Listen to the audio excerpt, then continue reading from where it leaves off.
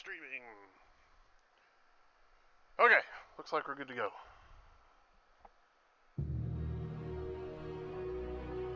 The Uncommon took flight from Leonora on the hippogriffs that Hannelor's family rode in on. They arrived in Amphale around dusk to find that the kidnapping of Nat, Jinx, and Squidly had already been resolved by Ocoria Stonemarrow, Rorgar Amcathra, and the Sheriff of Amphale, Brighton Brick Marthane, along with about 40 men from both the House Amcathra House Guard and Waterdeep City Watch that were stationed in Amphale.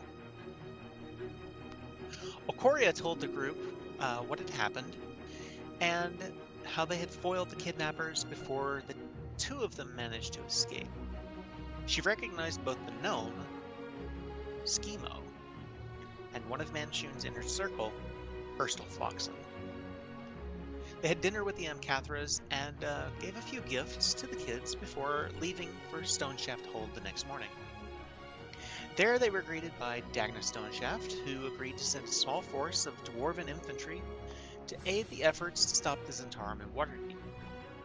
They then went to see Aleros Margaster a little further south, where the Lord's Alliance army was busy digging through the rock slide blocking the road, and secured a small force of archers. And the War Duke suggested a plan to lay siege to the city of Waterdeep, using ships that Jarlaxle had provided to circumvent the blocked road. The Uncommon looped around the south side of the city on their aerial mounts and attempted to sneak into the city under the cover of dark in a rowboat. They were met just inside the harbor by a pair of merfolk from the city watch who suspected Hannelor of being a smuggler, but he was able to bribe them for passage. The group then headed for the Harper's Resistance headquarters at the Waterdeep Wazoo, thanks to Todrin's idea. Whoa. There, Merton Durnan told them about one of the masked lords who had been turned and sided with Manchun, an ancient vampire known as Archer Morlin, the Baron of Blood.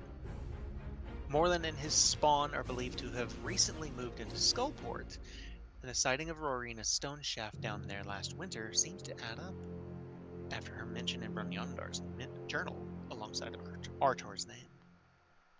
And so, we are, as of right now, in the city of Waterdeep. It is midnight. You are at the Waterdeep Wazoo.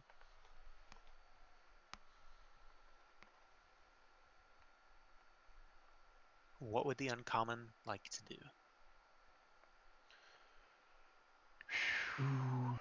Man. We had just had a discussion about us going down there, didn't we? You had just had this discussion. Just finished up with Merton Durnan. They're still around if you have any questions or anybody needs a refresher. And please remind me, the vampire thing, there's a vampire masked lord that's down in Undermountain? In Skullport In Skullport. specifically. We're supposed to go Not find sure him and kill him. exactly where, but in Skullport. So we want to find him and kill him as part of our assault? That's what Merton Durnan asked us to do, Merton right? Durnan literally said assassination mission. That they would not normally send you on an assassination mission. That's not their thing. But this is a vampire. Mm-hmm.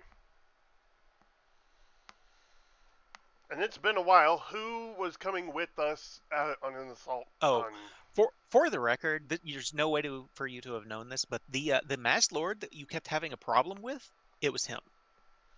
Oh, the asshole that threatened me? Yeah. There's no way for your character to know that, but just outside of character information, I think that's something that as a player you might be interested in knowing. Awesome. That is very good to hear. I'm even more excited now. Okay, and who was supposed to go with us to Skullport, and how did we decide that was happening? Anyone remember? Thorvin wants to go with you. Mm-hmm. He's here with us right now.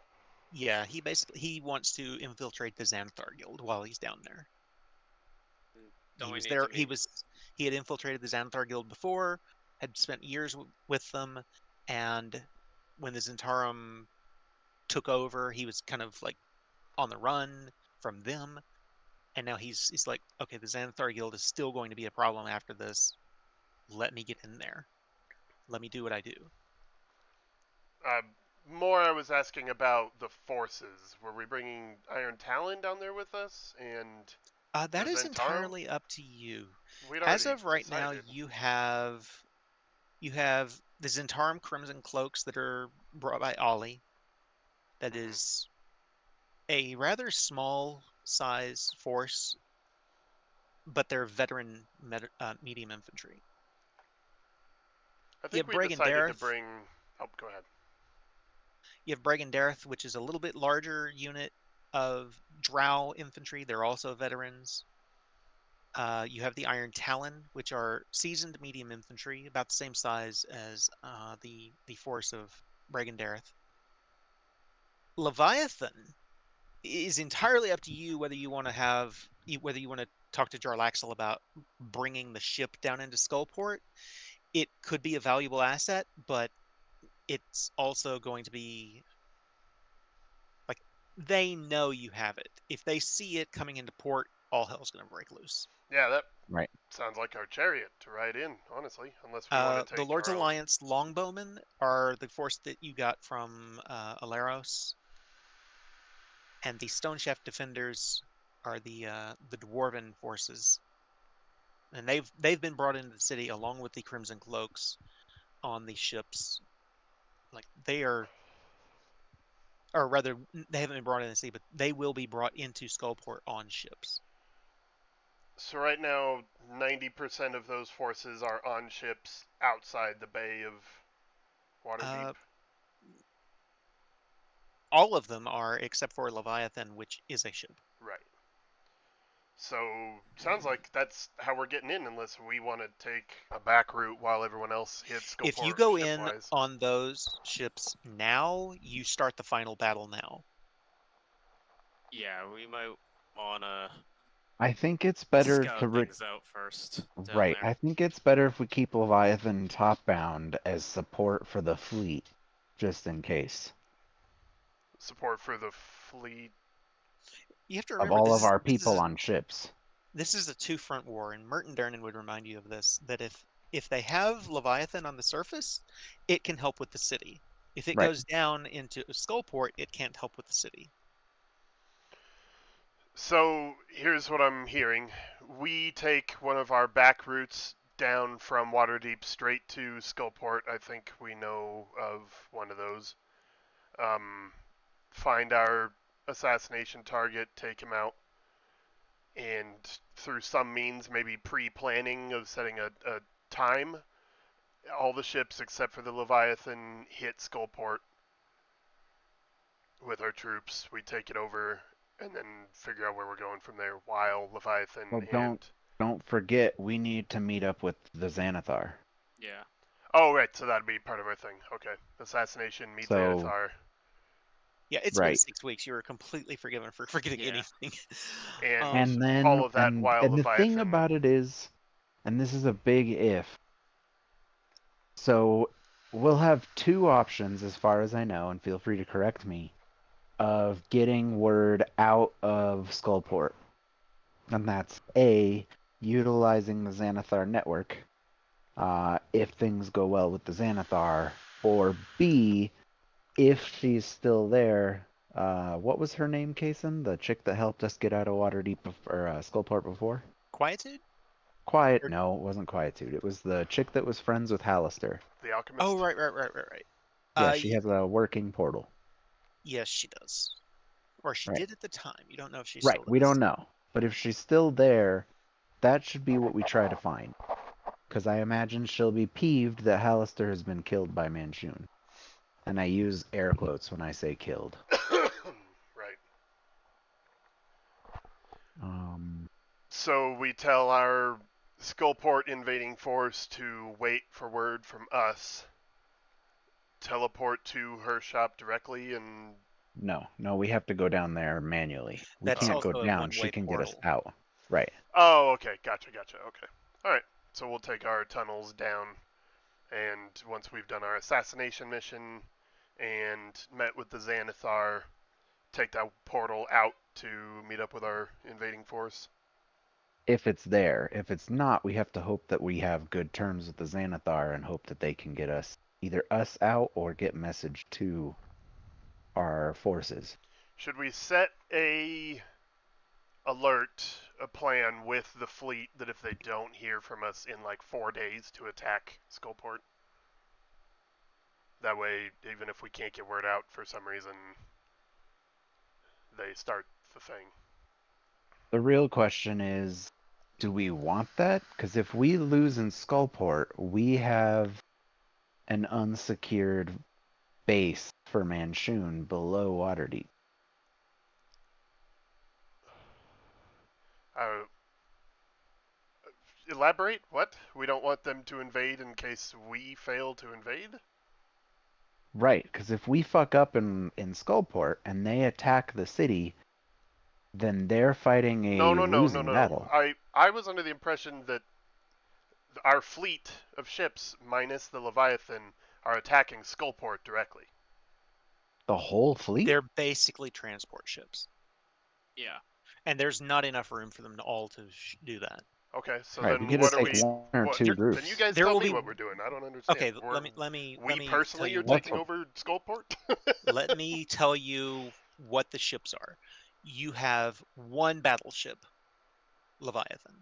Right? Every other ship you've got may have a ballista on it, but for the most part, they're small ships for troops to transport on. You're looking at assaulting Skull Island with rowboats, not Right. not Normandy beach landing. Right. On top of that, I believe that we left the army of Waterdeep moving through the pass. And that was kind of our linchpin, is when they get through and they come down the pass, they would kind of be that signal head for the assault on the city proper. They're not coming Right? through the pass. We put them on ships to Yeah. get shipped Oh, to did we? the city. It would Okay. have taken wouldn't have taken like a month or more to get through the pass or something like Right, that. and I thought that my reasoning is I thought that was acceptable because we have zero idea how long we're going to be in Undermountain. Okay, We've already put the- it in place that the army is picked up by ships and getting They have Okay. been to picked up by Waterdeep. ships already. They are outside the city. They have laid siege to the city as of basically first light in the morning. Okay. So they're here now. Right. This whole time Okay. we had discussed using almost everybody else except for Lord's Alliance and the Leviathan to assault Skullport directly after we finished our personal missions. Yeah. And now you guys are saying because- that's not happening because ships? No, I'm not mark? saying that's not happening. I'm asking because I don't know. Okay, run this by me one more time. What's the question exactly? We go down. How many Oh, people you go can ahead. we get into Skullport? Those 5 or 6 that I mentioned earlier. So we can. Groups. Yeah. Yeah. Okay. Yeah. That's Then not that's the full army. Like No, just there's just no the strike way. Yeah, the strike teams that we got, right? Yeah, right. there is no way you could get the full army down there. Yeah. Right. Which The we don't Harpers. want. Now, here's the thing: you do have other forces, but they're taking care of the city. The Harpers are taking care of the city. The Lord's Alliance is taking care of the city. Let me see here. Our goal is to basically make sure Skullport is not a place Manchun can return back to. Right. The Order of the Ruby Rose is with the Lord's Alliance army.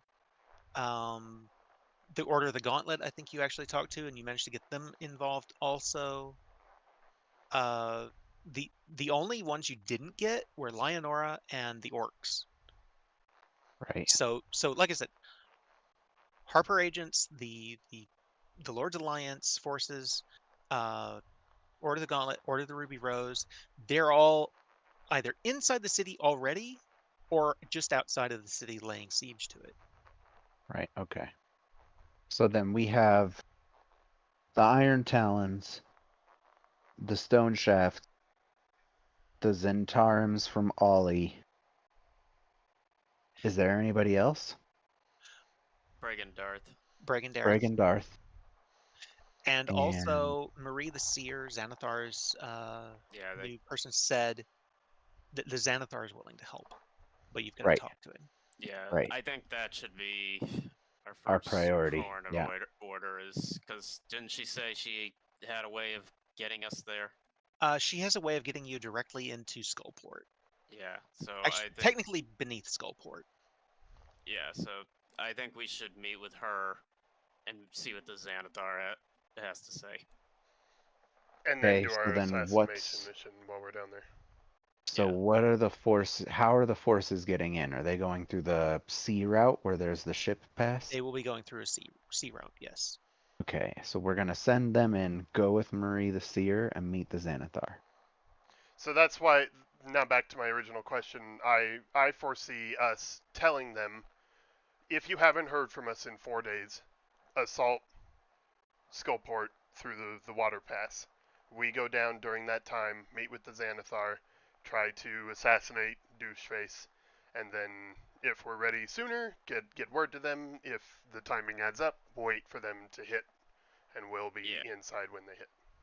Okay, We we're need on the some same time. page. Yeah, we just need some time between their assault and our get our stuff in order. Yeah, Okay, so then the only question I have left is, do you think 4 days is enough?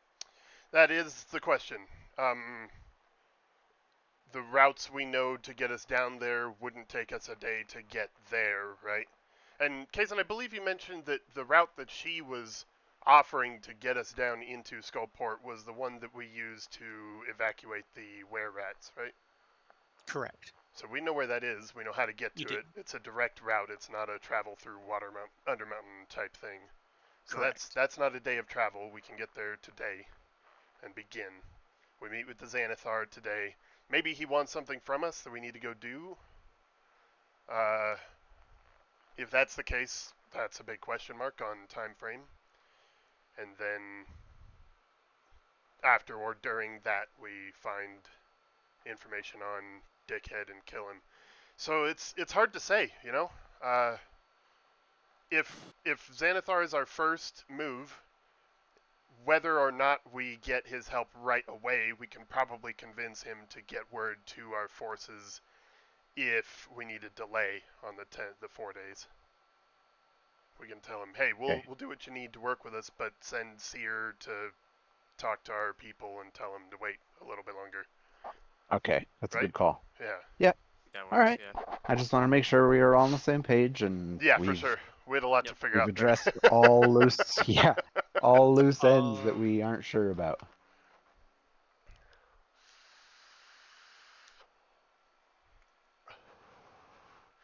Right. So, Dirt and Mernin, what,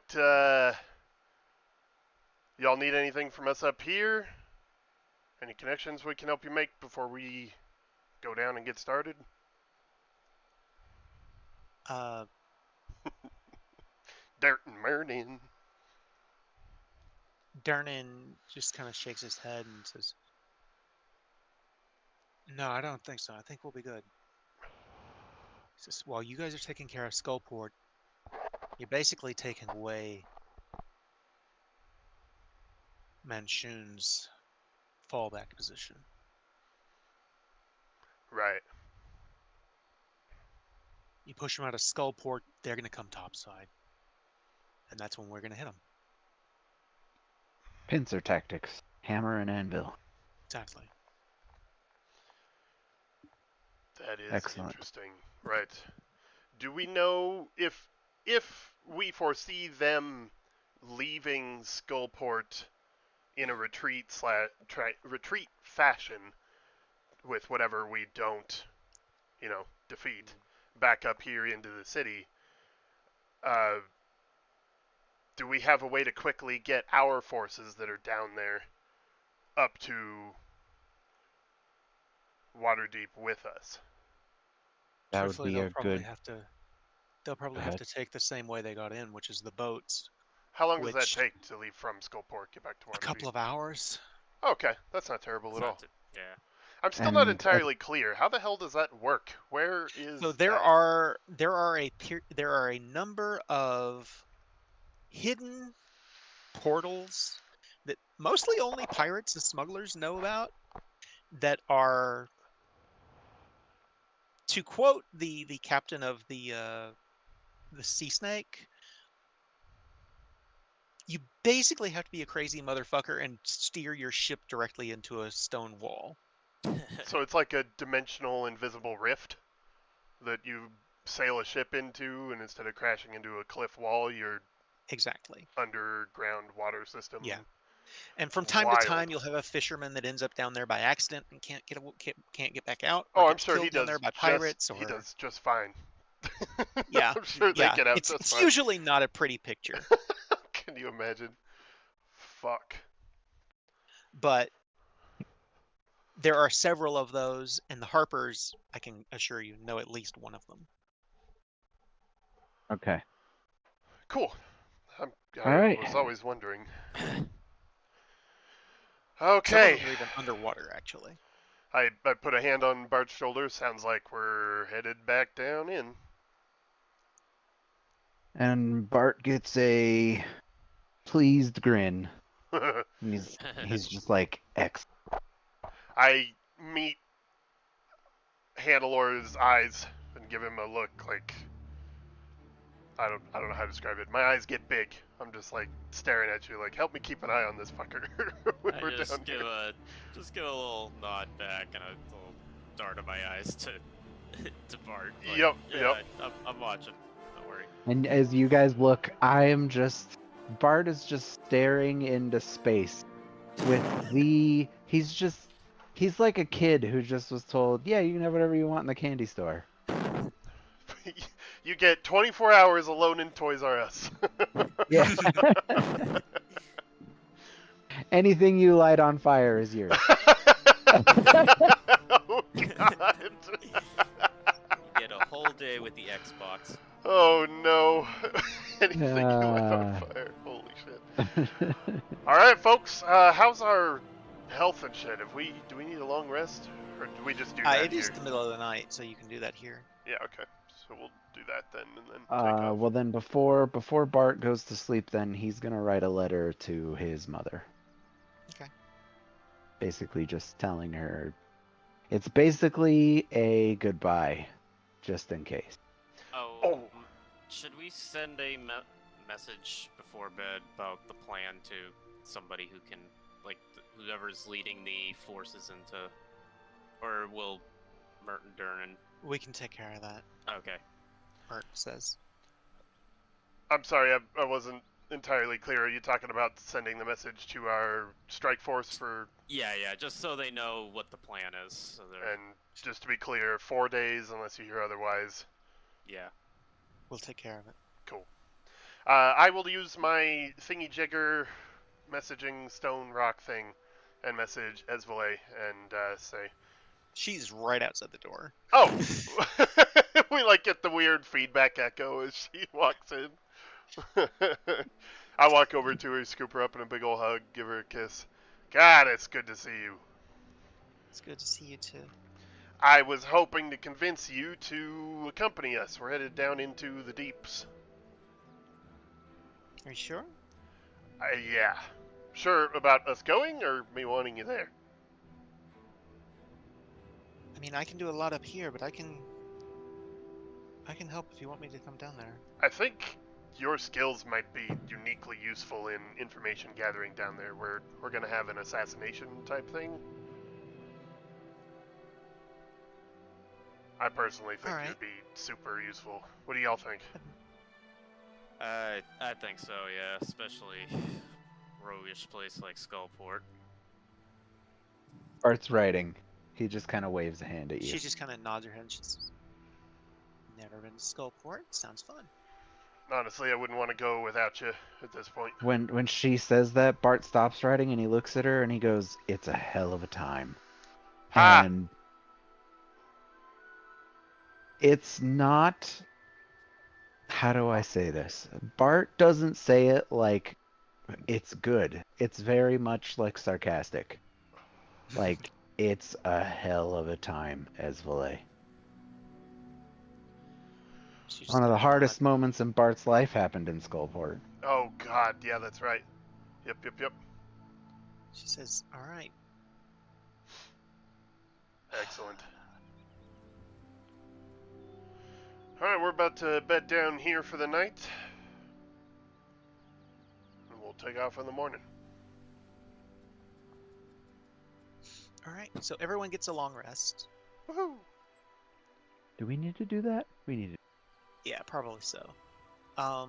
Is it a new day? You don't have to worry about Like- so this.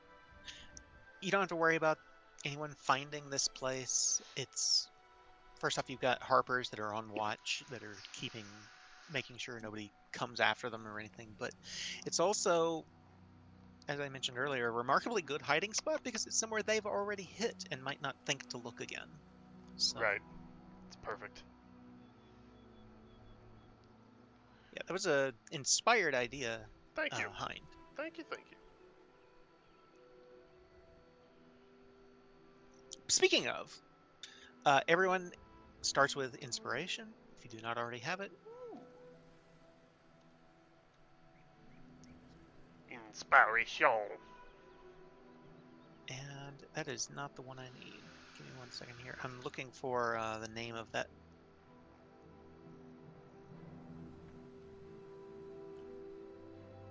Looking for the name of the woman that Drax mentioned earlier, or Bart mentioned earlier. I can't remember her name. I'm struggling to remember her name, and it's not in my notes. I'm actually having to go into Fantasy Grounds to dig it up. Like, I don't even have an inkling on what her name was.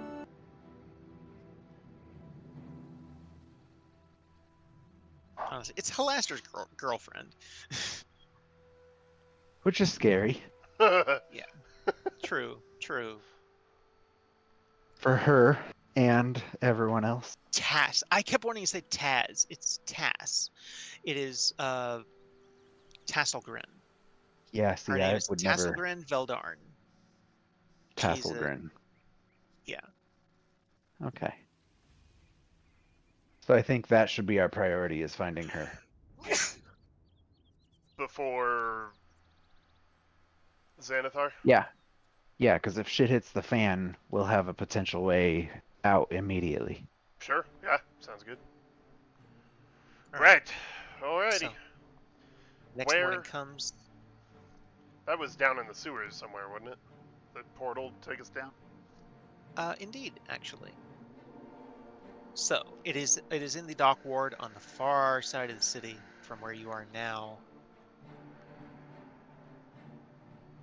Oh boy.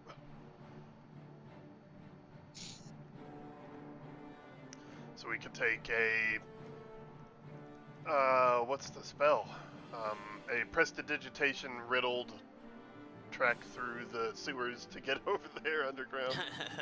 Or we can try to sneak through. I'll put it this way: going through the sewers it's a long way through a confusing network of sewers that are not safe. As opposed to the streets, where we're highly recognizable nobles, fugitives, in a city Also controlled true. by Zentarum. Personally, I vote sewers. I can't believe I'm saying this.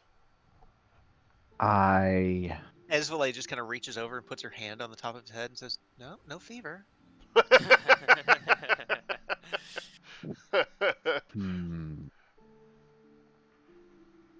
One sec. What do you think, Hannelor? I can go either way, but sewers I think would be safer than up above. I mean, the occasional monster is one thing we can handle. The whole city of Zentarum coming down on us would be different. Esvale kind of says, "I have been down there a little bit from time to time doing my stuff, so I can probably lead us there." Handy dandy. I think sewers it is. All right then. Alternatively, we could talk to Kelso. They make that trek every day. That's a good point. Where are they? You have no idea. Does she know where they're at? She has no idea. You just know they're somewhere in the city. Merton Durnan, y'all heard where our folks ended up when they evacuated from the Troll Skull? They just kind of shrug. No, not really. We weren't able to talk to them before they had to leave, right? They were chased out by Zentarum. So either They have returned to the city, though. You do know that they were showing up to work until the shit hit the fan. What was the first thing you said? Your mic kind of broke up. Excuse me. They They returned were to showing Waterdeep. up. They have returned to Waterdeep. They were returning to work at the tavern, Right. the Restless Inn, or the Restless Tavern, rather. I was But- just saying, like, if we had got to talk to them ahead of time, I would have sent them to the Temple of Beauty, but I don't think that happened. I think they had to figure out their own destination. So that would be tough to find them. Not really. I can cast Sending. Well, tough to find them unless our stingy wizard wants to use some spells. I think it's an asset. I don't think it's a waste. I Alright, think it'll save us time. I agree. Alright.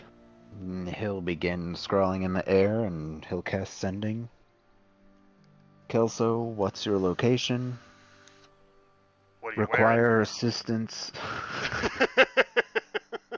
Require assistance getting to Dockward via sewers. From Wazoo. Yeah, I guess that's fair. Yeah. The response you get back from him is, "We're in the dock ward right now, but we can be over there in about an hour." Wow. Okay. Damn. Alright. So They'll be here in about an hour. we'll just pop down into the sewer and wait for him then. All right. Cool. So you do that, and sure enough, about an hour later, you start to hear some scurrying in the sewer ahead of you, and from the darkness ahead of you, you see not one, not two, but three halfling-sized rats that are scurrying along this narrow walkway that lines the sewers of Waterdeep. Handler hasn't. Did he even know I think I did. that our people were were-rats? I don't know. I don't think I did. Yeah, so I'll quietly fill you in as we're waiting down in the sewers. Like, yeah, these people that work for us at our tavern, it's a secretive cult of were-rats, but Not a cult so much as a gang. yeah, okay, sure. That that we've had run-ins in positive ways before, but they are what they are. Alright. Also, Handler's I seen would've- were-rats before, I'm sure. Yeah. Also, I would have left that note with Merton Durnan and requested them to get it to my mother. They will. Totally. Cool. So they come. So Jogging up. these three rats come, and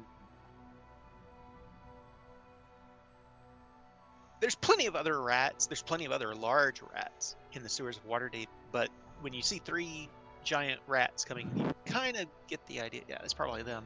And sure enough, they get to you and come up off of all fours and transform back into their halfling selves. And it is Kelso, Danica, and Bryn. Bryn being Kelso's girlfriend. Yeah. I scooped Danica up in a hug. Or no, Hey! sorry, the kid, right? Danica? No. Yeah, Danica's the youngest. Yeah, okay, yep. She says, "Hey, it's good to see you guys. What are y'all doing? Why do you need our help in the sewers?" We Well, have business in Undermountain. We need to get to the dock or to meet with somebody who can help us get in there. Kelso just kind of nods his head. "Oh yeah, you guys want to get to the portal, right? Okay."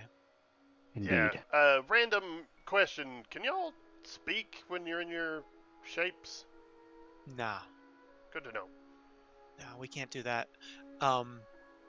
We can do like a kind of a hybrid form where we're like half rat and half halfling, but it's don't want to spook anyone too bad, but Do you lose any The- mental faculties in the other form? no. Okay. No, the only time we ever have any problems like that is on a full moon. Which Right. I better double check. Is this a full moon? Oh I no. actually have this. The only time we have a No. problem is when the full moon is. Ah! He does say, we are gonna have a problem in about 2 days, though. Well, you know how to handle that. We kind of got our plates full, right? Or do you need help with that? No, we're good. We have actually Xanathar Guild's helping out with giving us a place to handle that. Right. Excellent. Well, if y'all could lead the way, that would be great.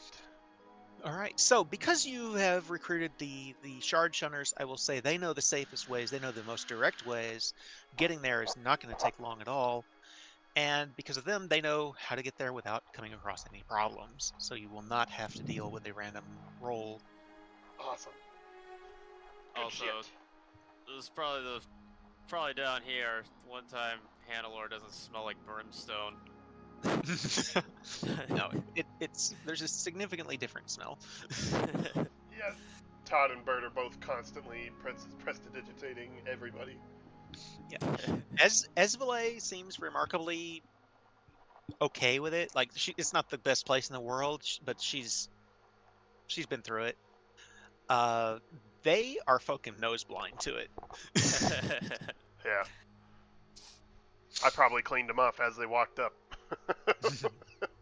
But they are able to get you there about 10 in the morning when you finally arrive at the old Shard Shunner's den, which is now abandoned. And I've actually got to add some characters here because you have Thorvin with you, you have Esvele with you. I need to add her on here, and I need to add them. I'm gonna make sure I got everybody.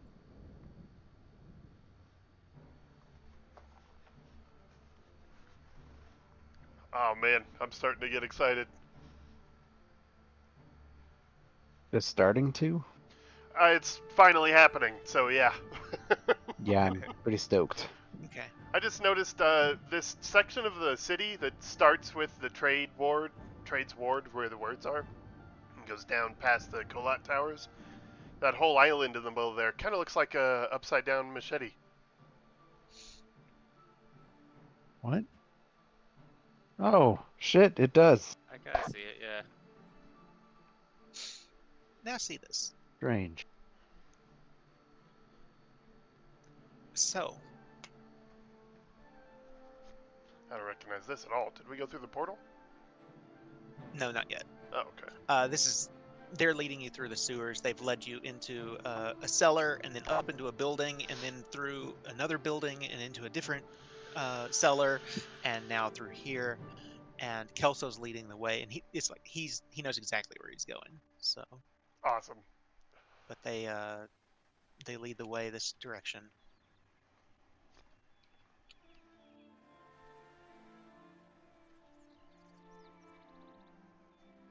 And he opens up a door, and as soon as this door begins to open, it's a secret door that's built into the stonework. You actually defeated a Seer Jason right around this area. The body's long since gone. But as soon as you hear it open, you also hear screaming coming from inside. What the hell? Well, shield up. I brush past him and charge in. I'm waiting for... Activate. All right. I activate the Sunblade. So the moment that you enter the room, and I'll say, Todrin, you'll get to about the top of the steps. Okay. Let me move Danica, Bryn, and everyone here. Handler, Nice. you'll be right behind him. So did Todrin go in before them? He basically kind of pushed his way past. Nice. So as And they all they- storm past, I just turned to Kelso and I'm like, is this normal? He goes, no, I got no idea what's going on. And I'll But- activate reality. Awesome. I'm gonna put you all here so you've all got the same view of this room.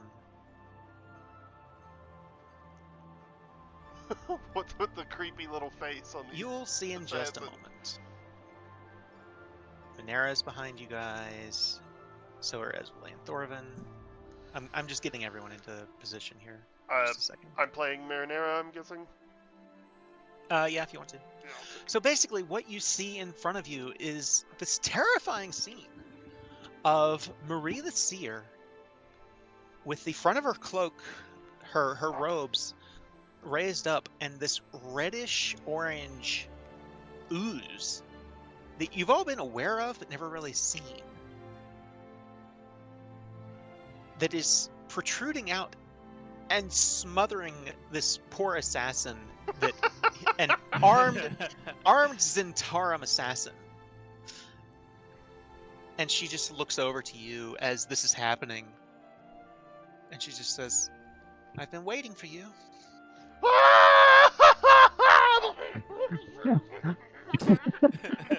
Squish, squish, squelch. Yeah, I like stagger to a stop, axe out, shield up. Yeah, That This is guy- ain't right. this guy just drops dead. The Obelix kind of slides back under her robes and clothes again, and she moves around. She says, "Well, I suppose we're ready to go then." Yeah, And again, she's completely blind. It's like she's staring a hole right through you. yikes. That was Or it's something. just like squinting at her. How do you do that? Which part? Look, know where we're at. She says, "Marie the Seer, remember?" And as Bart's saying that, he's like bending you- sideways to see if she tracks.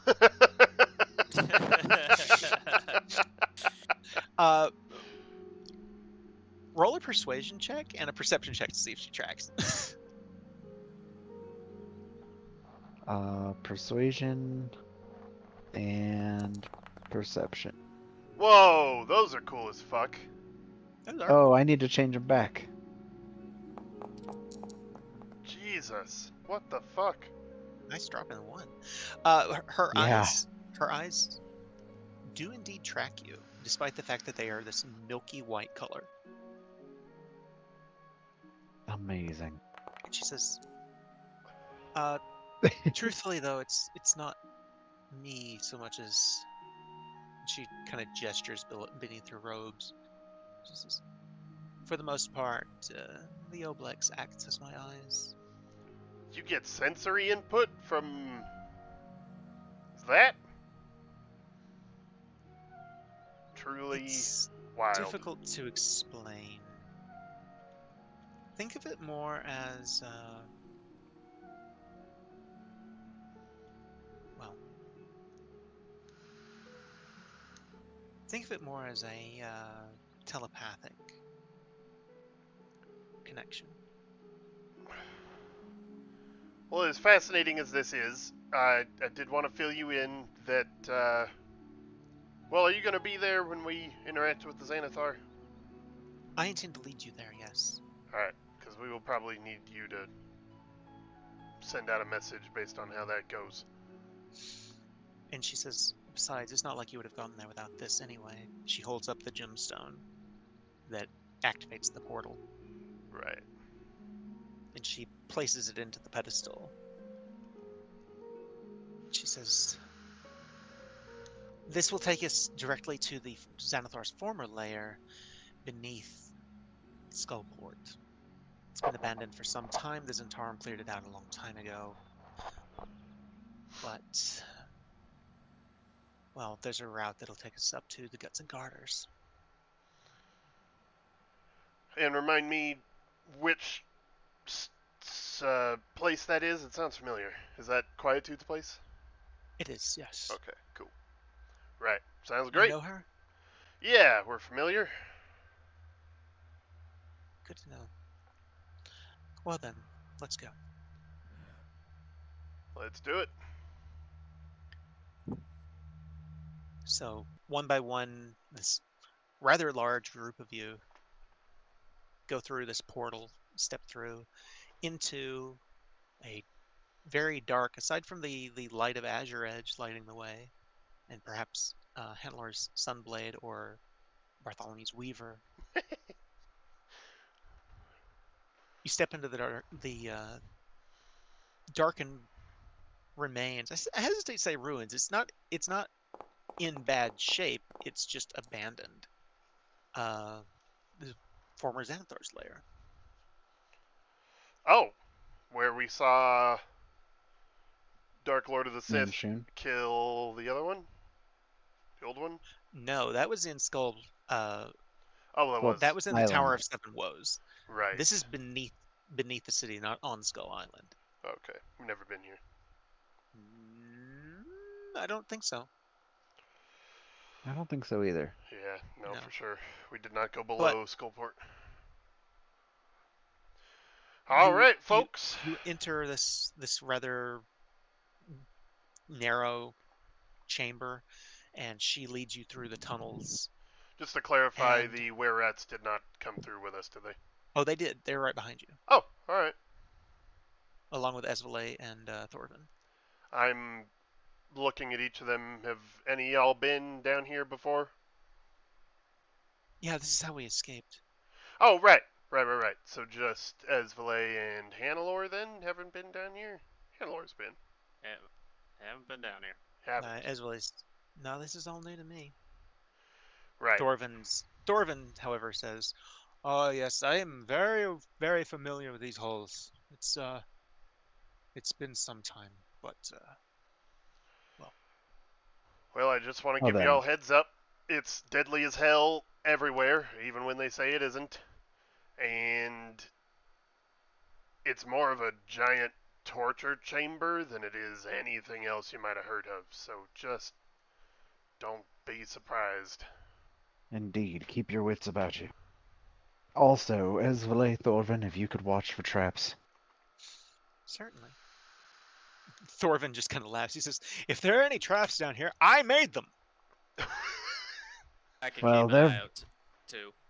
There's been new residents since you were here last, so keep an eye out for unusual That's or true. new threats. The rest of you stay You close. just hear him kind of grumble about shoddy goblin workmanship. So yeah, I'll go ahead and roll for them. I'm also gonna be keeping an eye out for traps. All right, go ahead and give me a perception check. All right. Between you, Esvele, and Thorvin, you're pretty sure that there aren't any new traps down here. And Thorvin is able to point out the ones that he made and how to bypass them pretty easily. Good stuff. And Marie leads the way to a set of stairs that go into a cellar. They go up into a cellar, and then the cellar looks a little. It's a cellar. It's dusty. There's cobwebs and everything, but it looks used. It looks like there's recent use, and you can actually hear above you the sounds coming from guts and garters above. Awesome. And she leads you all in.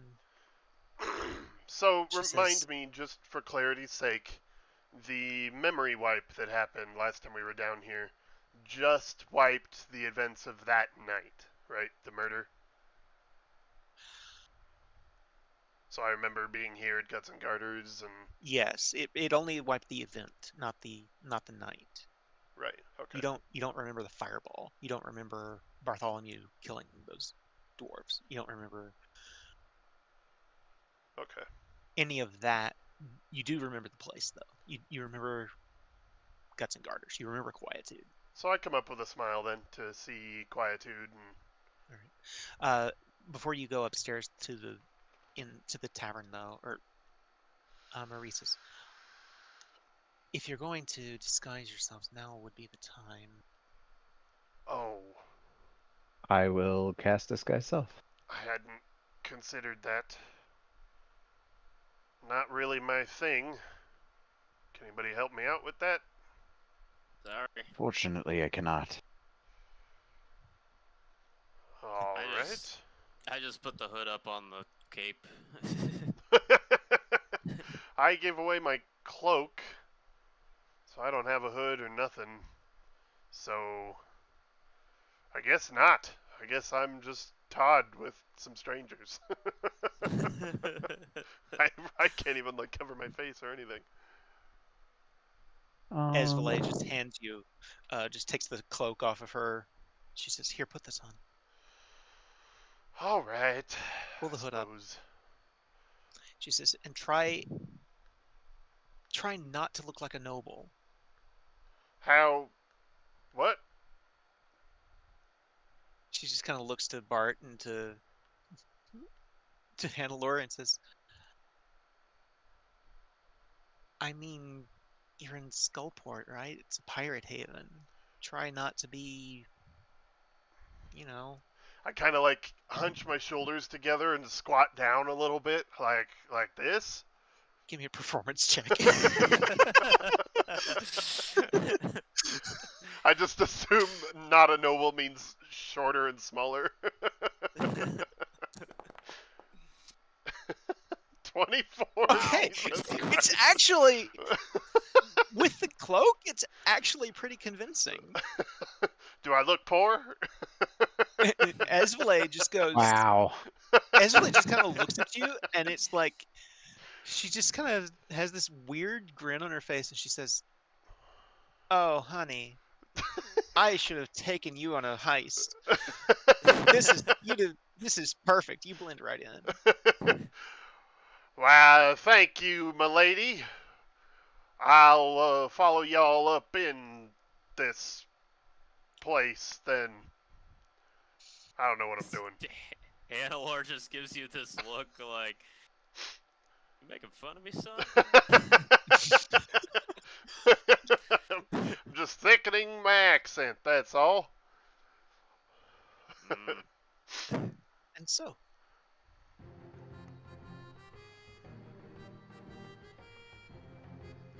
That's cool as hell. actually, is that the music I want? Hold on. Is it that one, or is it? There it is.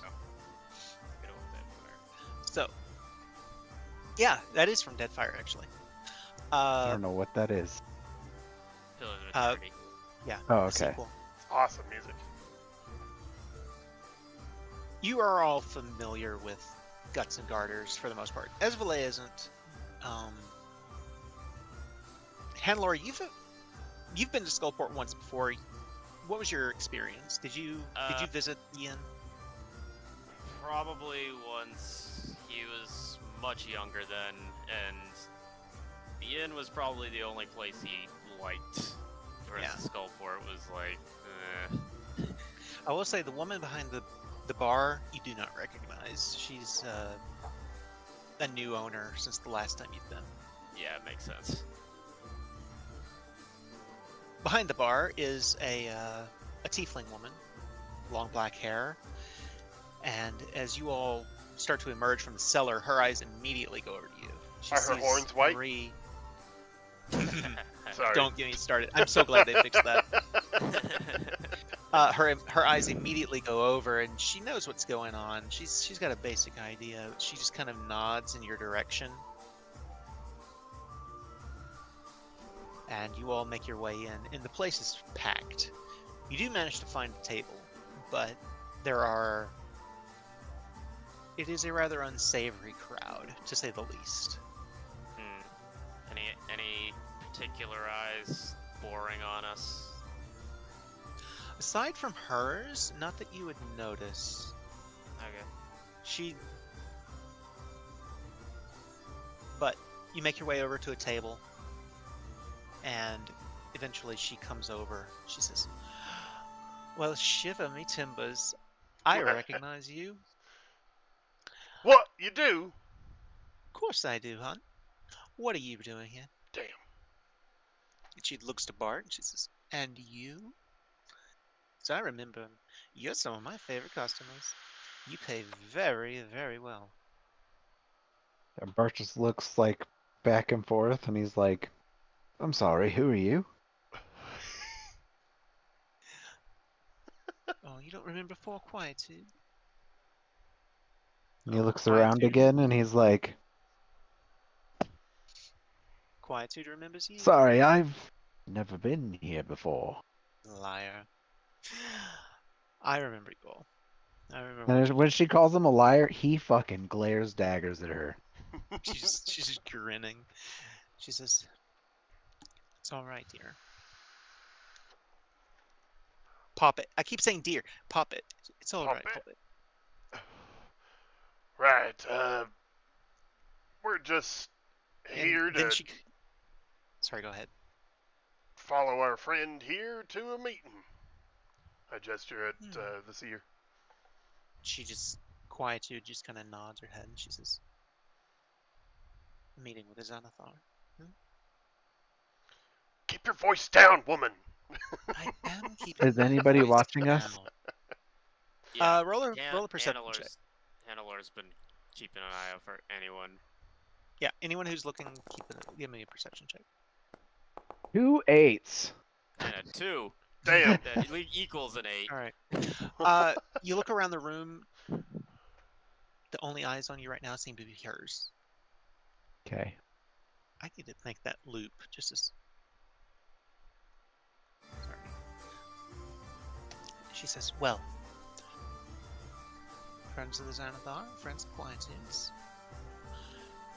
She Speaking of well-paying, I click a gold piece onto the table and slide it at her.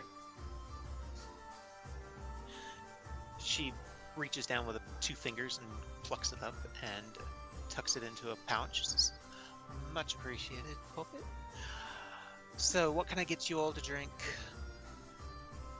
Ale.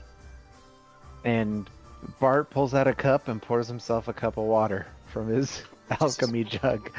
Ale for me, too. He just kind of looks at you and says, "Puppet, I'm sorry, but no outside food or drink. Them's the rules. And I click down 2 more gold pieces and slide them at her. Rules are meant to be broken." She puts it into her pouch. I hold up a finger. Actually, I seem to remember you having some old Amcathra vintages. I do, in fact. I'll take some of that. And she says, "And who is this, if that's not Thorvin Twinbeards?" And she says, "What are you doing with these boys, huh?" And he just kind of grumbles and straightens up. And he's, "It's good to see you again." And you can see there's obviously some attraction there, and she plays right into it. And she says, "And who is this?" And she puts a hand around Hannelore and kind of pulls him in a little. She says, my, silver fox." I raise my hand to show the ring on my finger. "Oh, shame. Why are all the good ones taken?" Sorry. Another left, maybe. And then she kind of steps around and does kind of the same to Esvale. She says, "And who is this pretty flower?" Esvale kind of smiles to Todrin. She says, "Well, I grin back. And you see her get this kind of a sly flash in her eyes, and she says, "I'm the Black Viper." Ooh. And Quietude just kind of, she puts her hand over her heart, and she goes, "Oh my, really? It's a pleasure to meet you. I love your work." I chuckle. "Well then, I'll go get those drinks." She says, "Don't worry. Haven't seen the Zentin here in days." Really? Hmm. So I'll turn to the seer as Quietude leaves, and When she says that, I just want to make a quick insight check. Go ahead and roll it. good call.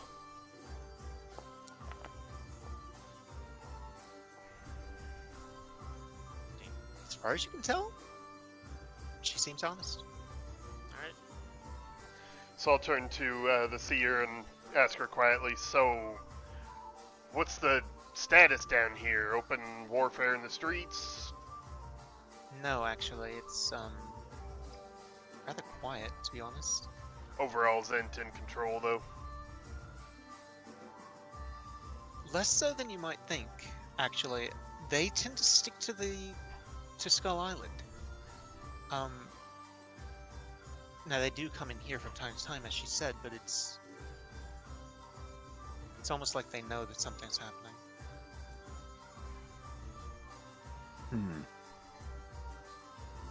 Marie, would you happen to know of a friend of ours by the name of Tass?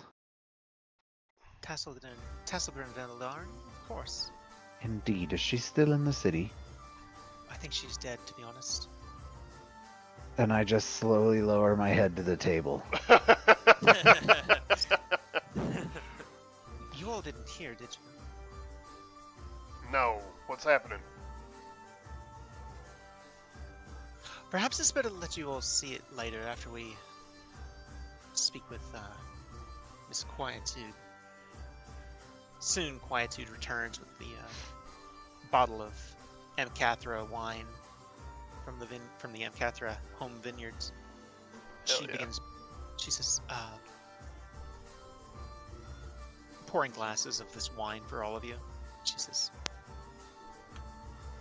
so you're here to meet the Xanathars, I understand. Is that right? She kind of looks to Marie. She says, Marie nods to her and says, we'll be going there shortly. Unless you have other business in town. I think first come, first serve as far as Xanathar, then first things first, that's what I'm thinking. Quietude looks to all of you, just one by one. She says, well, if I were to offer some suggestions, the Goblin Bazaar is new to Skullport. You'll find it down by the docks. You might find anything you need there. They rent boats and all sorts of things like that. Could get you where you're going. They have all sorts of things for sale. She says, wouldn't trust their weapons. They're all rusted, but Yek is a fine businessman. You recognize Yek as Yek the Tall, Yek or the rather Tall. Yek the Not So Tall. Right. Not anymore. Sorry, buddy. She says, you know something about how he got that nickname? Yeah, but we're not telling. Oh, please, darling. Pop it. God damn it. Please pop it. Share the story. I'm sure everyone in here will want to hear it eventually. Perhaps if we end up staying later on, we got places to be. Alright, but I will warn you. Zins haven't been in a couple of days, but they do come around from time to time. Good to know. It's actually kind of strange. They were daily visitors, and usually half the place would be full of them, but something's happened in the last week or so. Yes, it has. 10 day. It should be 10 day. Something's happened in the last 10 days. Well, from me to you, it may be time to start looking into any safety measures you can put in place for your place here. She pulls up her skirt, and you just see that her leg is lined with dagger sheaths. Just trust me. We've got that under control, Pulpit. Hot. Yeah, and she raises it way too high. I wink at her. Alright, well, thank you for your time. I'm sure we'll be speaking again soon. I look forward to it, Pulpit. She's kind of glances back at Esvele over her shoulder and brushes Esvele's hair with her tail as she walks away. Ooh, hot as fuck. I love it. And you just see Esvele's turn like every shade of red there is. Yeah, Todd too, honestly.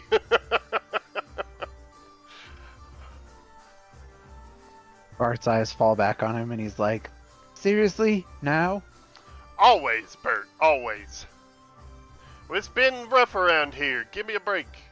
Marie And the Bart, when seer. he says that, Bart just leans in with this grimace, and he's like, "We are in Skullport." Indeed. Indeed we are. Marie kind of looks to you, Todder, and says, "Perhaps not that one." Sorry?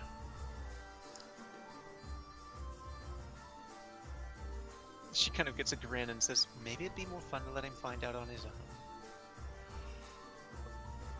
Right. Okay. I'm not sure I understand what's happening here. Thorvin kind of looks to you from his glasses and says, "She has a penis." Oh! Interesting. That I did not know. Bart is just massaging his temples.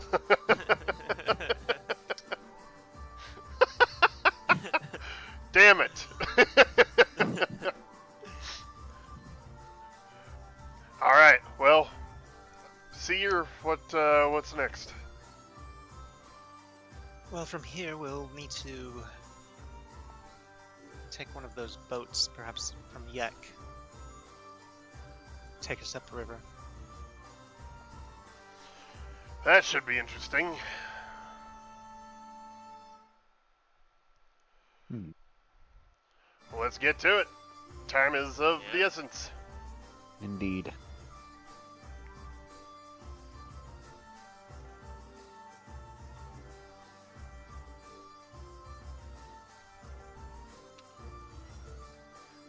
I am dumb. I've had 6 weeks to do it, and I didn't do it. Uh-oh. I don't have the Goblin Market map on here, so I'm gonna super quickly. I'm gonna just load it up and pull it in here.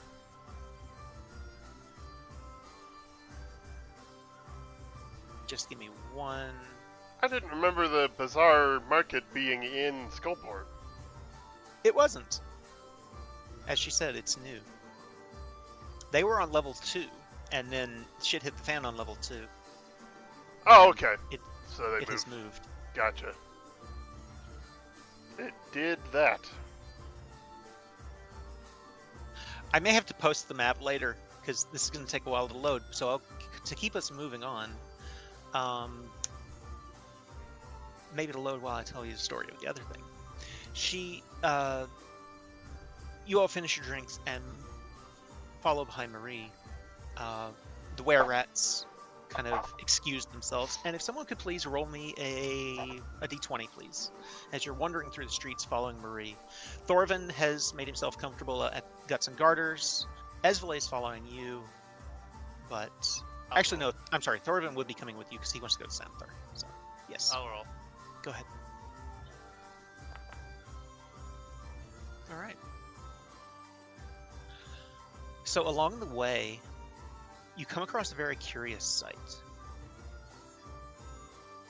As you're wandering through the streets of Skullport, there's a crowd of people that are watching a display of some sort that appears to be going on. I'm going to change the music here to more piracy. And as you get closer, you find there are 4 people, 2 men and 2 women, dressed in all black. Rather, a lot of skin showing, to be honest. But they are all displaying a religious iconography. And one of the 4, a young woman, say mid-20s, is walking on glass. It's been scattered in the street. You see broken bottles, and she is walking in it and screaming at the top of her lungs. Jesus. I have any idea what is happening here. Roll a religion check. You've Nope. got no idea. Anyone else want to give that a shot? Sure. Where I can't read. I'll say only if you're proficient in religion. I'm 90% sure Todrin is. Yes.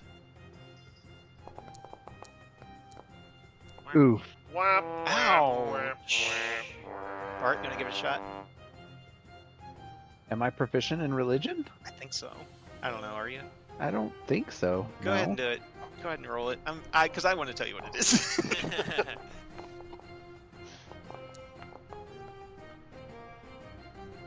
17. All right. Yeah. Yeah, You're an intelligent guy. You've read. These are followers of Leviatar, the goddess of pain, Oh. Fuck. and they are. Leviatar is the. What a name. Leviatar is the wife of Bane. Bane being the Black Hand God of agony? god. She is the god of agony. Bane is the god Oh. of strife. The god of Right. the god Torture? of no. Leviatar's the goddess of torture. Damn it. He is the god of domination, of control, of tyranny. Yes, Gotcha. she's his wife, and they are basically on a recruitment drive. And this What the woman, fuck? this woman is screaming at the top of her lungs and praising Leviatar as she does. As Ugh. she's walking across this broken glass, intentionally, willingly. Todd shakes his head and cringes. Yeah, I'm just keep moving on. And then you get Wizards to the gave Bane a card. Really? Oh, that's wicked. I gotta show the image I've got of Leviatar if I can find it. I've got so much other stuff here that I probably shouldn't go looking for it right this second. But 'Cause he's the Black Hand, right? That's why he's got that black glove. yeah, exactly. His thing is a glove, a Yeah. black fist or whatever. Let me see if I can find just super quick What are Leviatar. the other ones? Merkel and The Bale? dead three are Merkel, Yeah. Bane, and Bane. Merkel, Yes. Ball.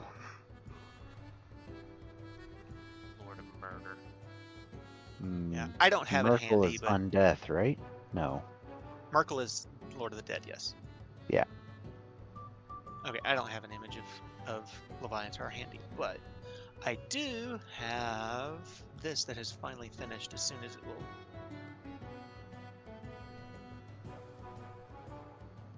I'm exporting this Goblin Market right now. By the way, is my mic okay?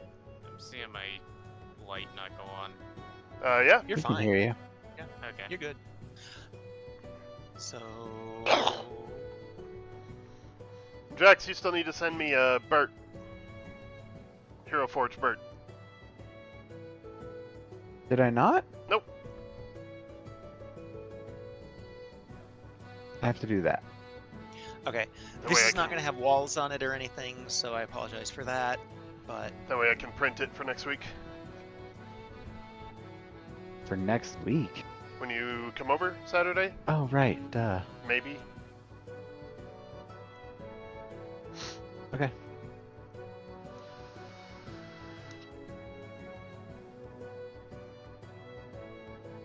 You don't need to buy the file, just send it to me, I'll buy it.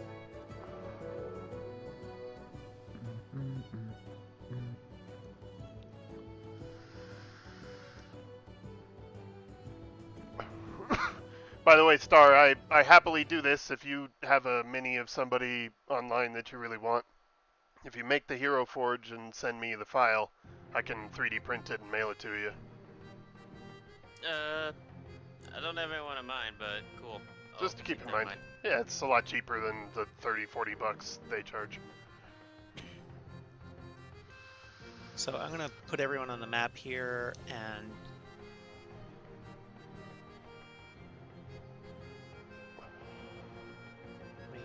You're glowing like a spotlight. you are glowing like a spotlight. Trolls go Thorvin.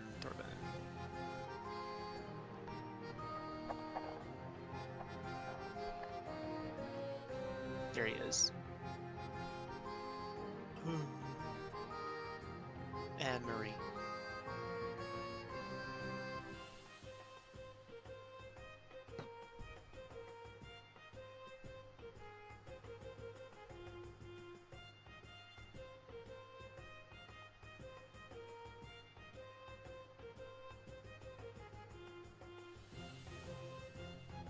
I'm having to put these all on here because I've forgotten to do this earlier, and I shouldn't have. Jangalang. How dare you? Mungo.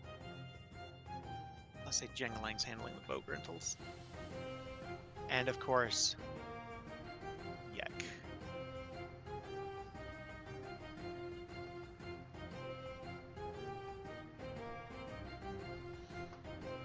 This is a crazy map. Very cool. Thank you. Some random ballista? Oh no, it's a bow and some quivers.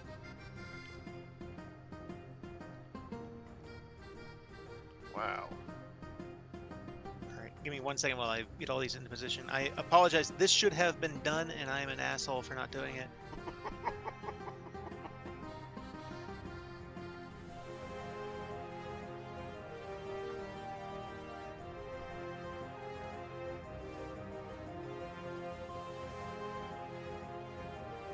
So as soon as you all start to approach, and I'm going to turn the music down just a hint here because it's super loud.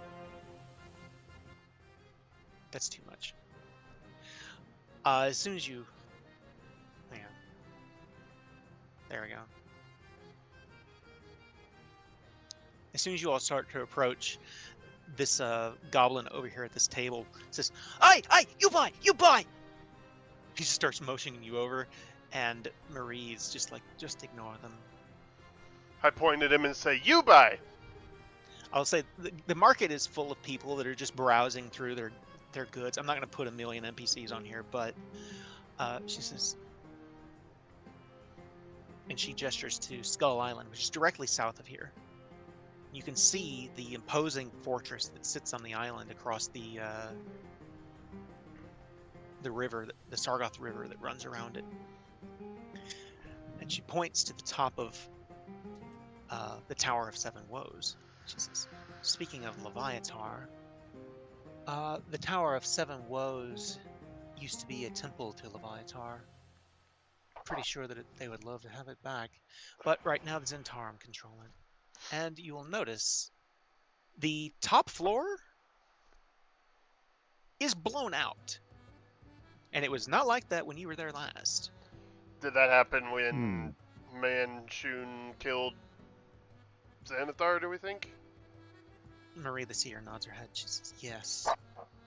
They had quite the fight up there. Right. A lot of people died in Skullport and on Skull Island.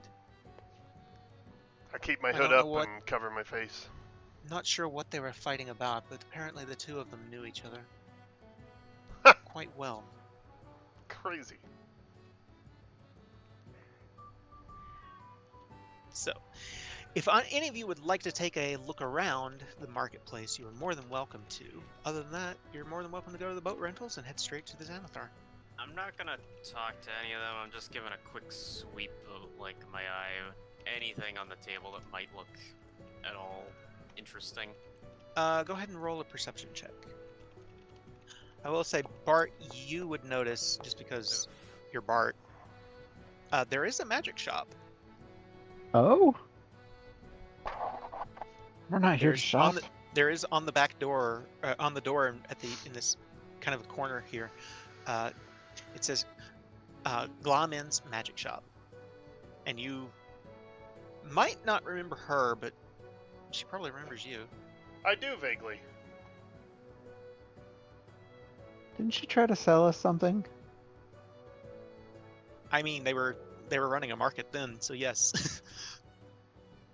You want to stop I by? vaguely remember that. I mean, I remember Do you you have walking. time? You walked across her bookshelves with your Ring of Research. I remember that specifically. Oh, I'll put it this way. I'll go around the room. So starting with the magic shop, there's Gauman's magic shop. This one's marked Yek's office, or it's actually marked Yek's place. You see two goblins, one behind a bunch of armor and shields on a table, and another one behind weapons. That, again, most of them the armor and the weapons look used. They haven't even bothered to wash the blood off of them. There is a table that's just full of all sorts of junk that's being run by this guy. There's the boat rentals. There's what appears to be a small restaurant with outdoor seating, if you can call anything in Underground outdoors. And a tattoo parlor.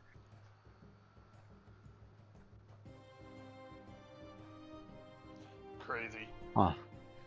Fucking tattoos.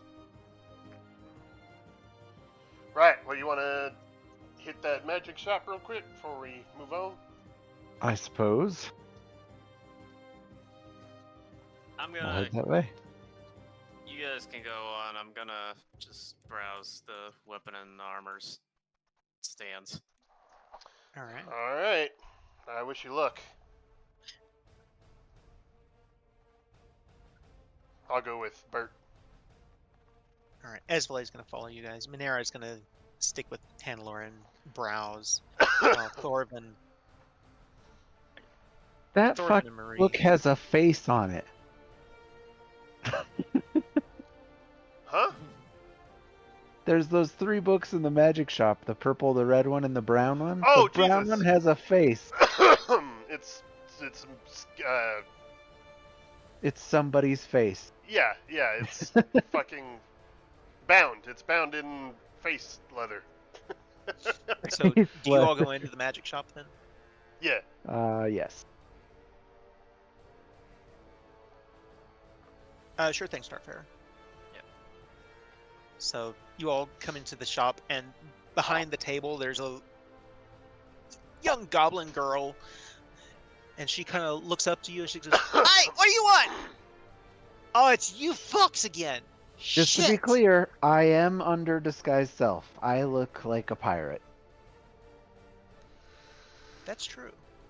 My I'll cloak say is up, but I lower the hood when I get inside. Yeah, as soon as you lower the hood, she goes, "Oh shit." Ah, keep your voice down, woman. Damn. "You're not here to kill me, are you? Like you killed my brother?" Did we do that? "Well, you got him killed." I feel like that all ended better than it would have without him. "Yeah, but still, my brother's dead, and you were there, and I'm blaming you."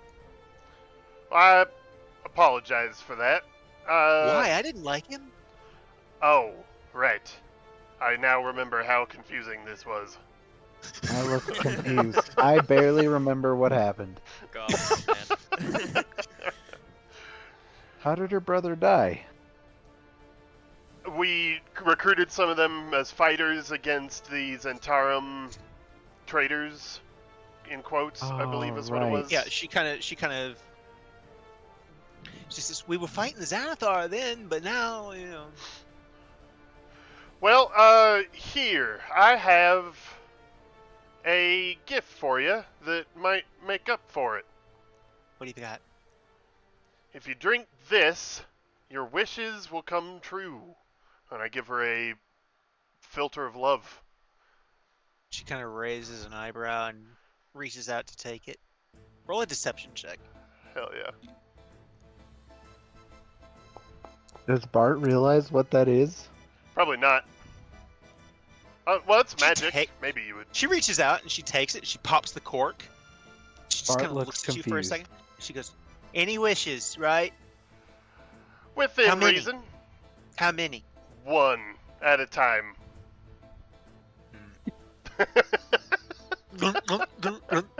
As she starts drinking, Bart struggles not to laugh. And then she drops it, and the bottle shatters on the floor. I take a step back as she looks up from it so that she's looking at Bert instead of me. I tried to, anyway. Bird or Esvele? Bird. Okay.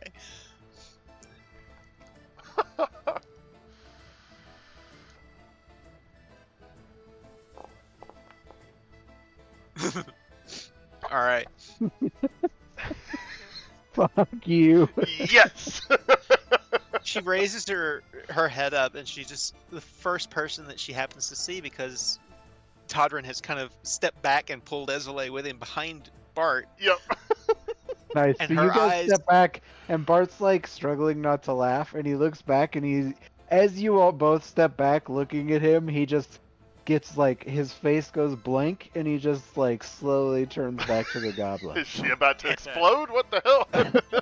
She climbs onto the table, and so now she's like at head height with him, and she just reaches out and she grabs him and pulls him forward and says, "I love you! Ah, Marry me! Marry me! Marry me!" and he just turns and looks back at Todrin just pleadingly. She's just got him by the shoulders and she's just holding on to him. She says, "I have never seen anyone as beautiful as you." Listen, he loves when He's- women give him magical gifts. Magical gifts. It's And his the way straight to his heart. Bart just panically, like his face was on her, just confused, and then you say that, and his head whips back to you with terror. I spellbooks are 50% off just for you. Oh, I think he would love that. How sweet. I put my arm around Esvele's shoulders and pull her close. Isn't love beautiful? And she just looks at you and she says, "What did you do to her?" I gave her a wish she didn't know she had. She just looks at you in a mixture of awe and terror.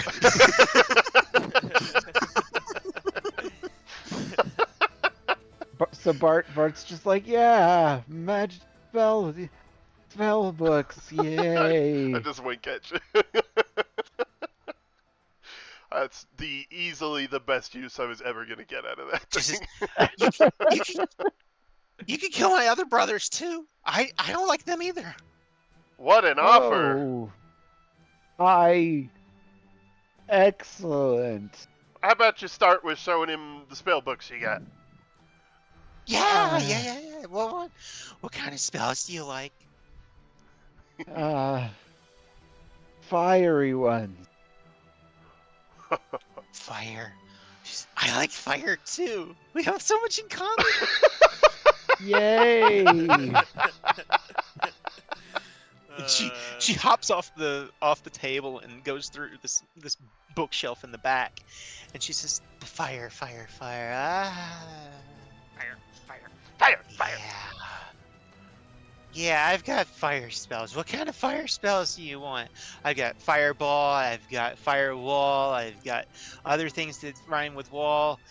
I've got all sorts of fire spells. Things that rhyme with wall? Yeah, stone wall, firewall, water wall, wind wall. Oh.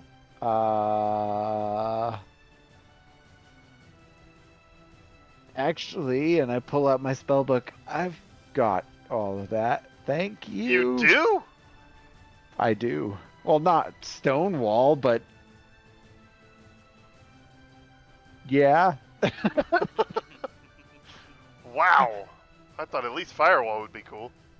I have Firewall. Amazing. I think used he- it at the Yeah, he used it once. at the siege of Thornhold. Oh, I mean Stoneshaft the Hold. damn it. Stone Shaft. So usually her prices would be more expensive than Rishal's because Skullport.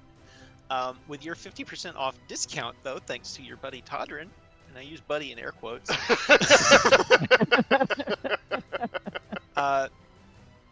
she is willing to sell them for half of what you would usually expect to pay for them. Okay. Down here, at least. You're looking at more the price of what you might expect from Rishal than you would expect in Skullport. Okay, then I will ask her if she has a couple of. Are these scrolls or spell books? These are in scroll form. Okay, so I'm gonna ask for a couple of things: polymorph, I got it. haste, I might have it.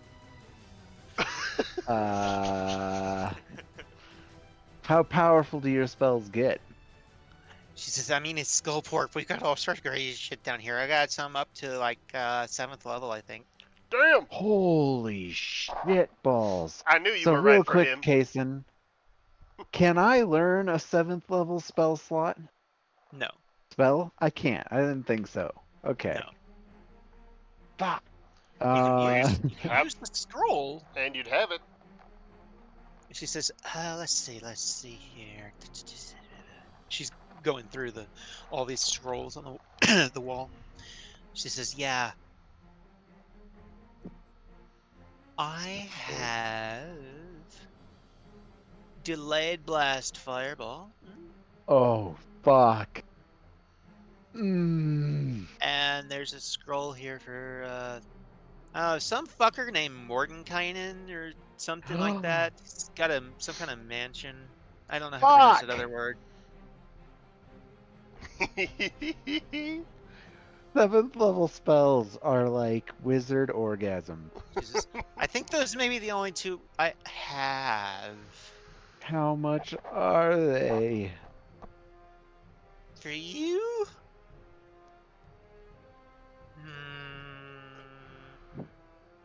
2,000 gold. For both of them? You see her kind of doing the math in her head, and she's, yeah. No, wait. Yeah, no. Yeah, 2,000 for both. One of Bart's eyes is just bulging, and the other one is like winced closed. How you doing on funds there, Bert?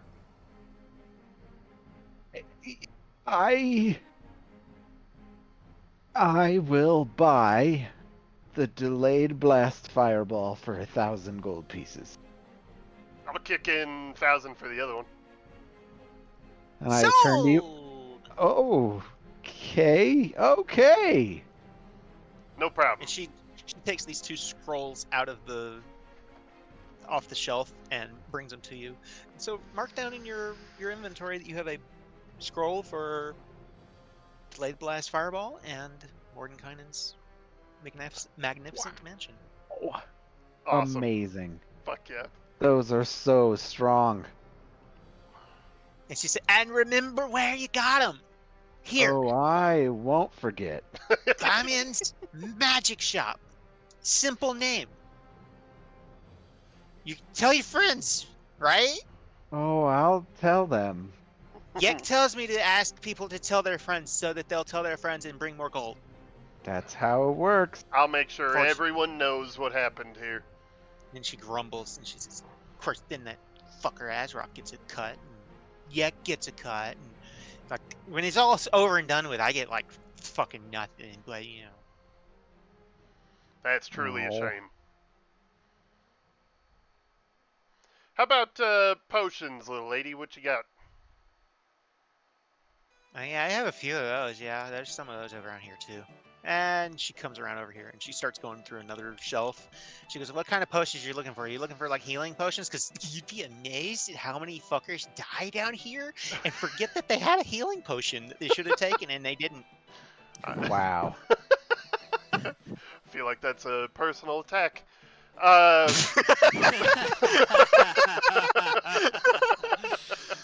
How about, like, buffing spells or spells that give me abilities? Fire breath, giant haste, Oh! I don't have one. Well, stone skin, I think wait is a a minute. thing. Wait a minute. Let me check here. Does she have a fire breath potion? It's just She a has bottle a of hot sauce. She has one potion of fire breath. Hell yes. I'll take it. You don't know how much it costs yet. I don't give a fuck.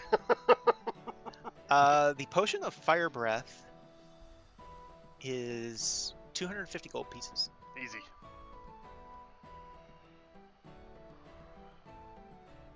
All right, you go ahead and take that out of your inventory, and you have a potion of fire breath. Done and done. In a second. I'm gonna load Foundry here for me, just a second. Oh, what do you mean? It's private. I'm the fucking DM.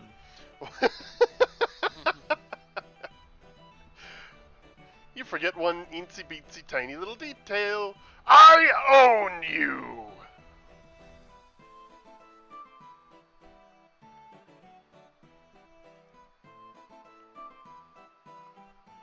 Alright, I'm coming back in. Sorry, all of the icons are grayed out for me, so I'm going to come back in. They're 404 are not found. So, just for my own sanity, so that when I'm looking at stuff, I know what I'm looking at. Alright. Awesome. So, Potion of Fire Breath she has. Let's see. What was the other one you asked about? Stone Skin, Giant, Haste. Does she have Stone Skin? Really anything other than healing. Right. She says, I don't have Stone Skin, whatever the fuck that is. I don't even know if it's real. I mean, probably. That's exactly my thought. I like you. She says, I do have a potion of speed. It's not cocaine. I believe you. Yeah, I'll take that one too. I believe you. Might have cocaine in it. Damn. She says, that one's actually, like, kind of pricey, though. That one's gonna run you, like, 1,500. All right. Really? I kind of squint at her. You're not pulling my leg, are you? Why would I do that? That means I mean, lying. you're taller than me, but I wouldn't do that. It means lying. That's a stupid saying. Why do humans have such stupid sayings? I step up, so I'm looking down at her. How much does the potion cost? Roll an intimidation check. Like, it may not be your intention, but it's Yeah. it's coming across. Yeah, totally. She goes, Damn! 1,200 gold? I'll give you 1,250.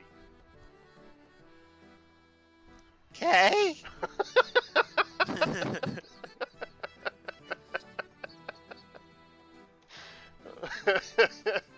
Holy fuck, that's funny. You have a potion of speed now. Hell yes. She Yeah, goes, that's true. I have a... And she holds up a bottle. She says, okay, now you're not going to believe this. I know you can see it, but this is a potion of invisibility.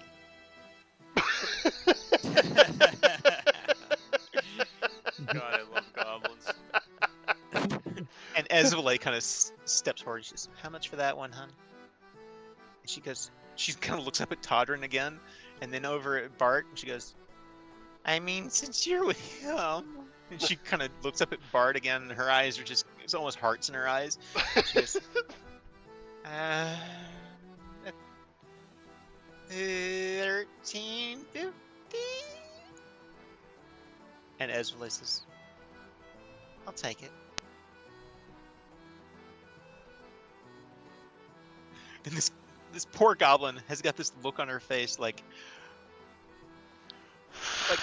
the gold is just stacking up on her table, and she's like, this is so much gold. Yeah, he's never gonna fucking believe this. Now, what about item? What kind of items are you looking for? Because if you're looking for a bag of holding, I wish people would stop asking about that because I don't have one. No, we have one of those. Do you have something do? else? That is so cool.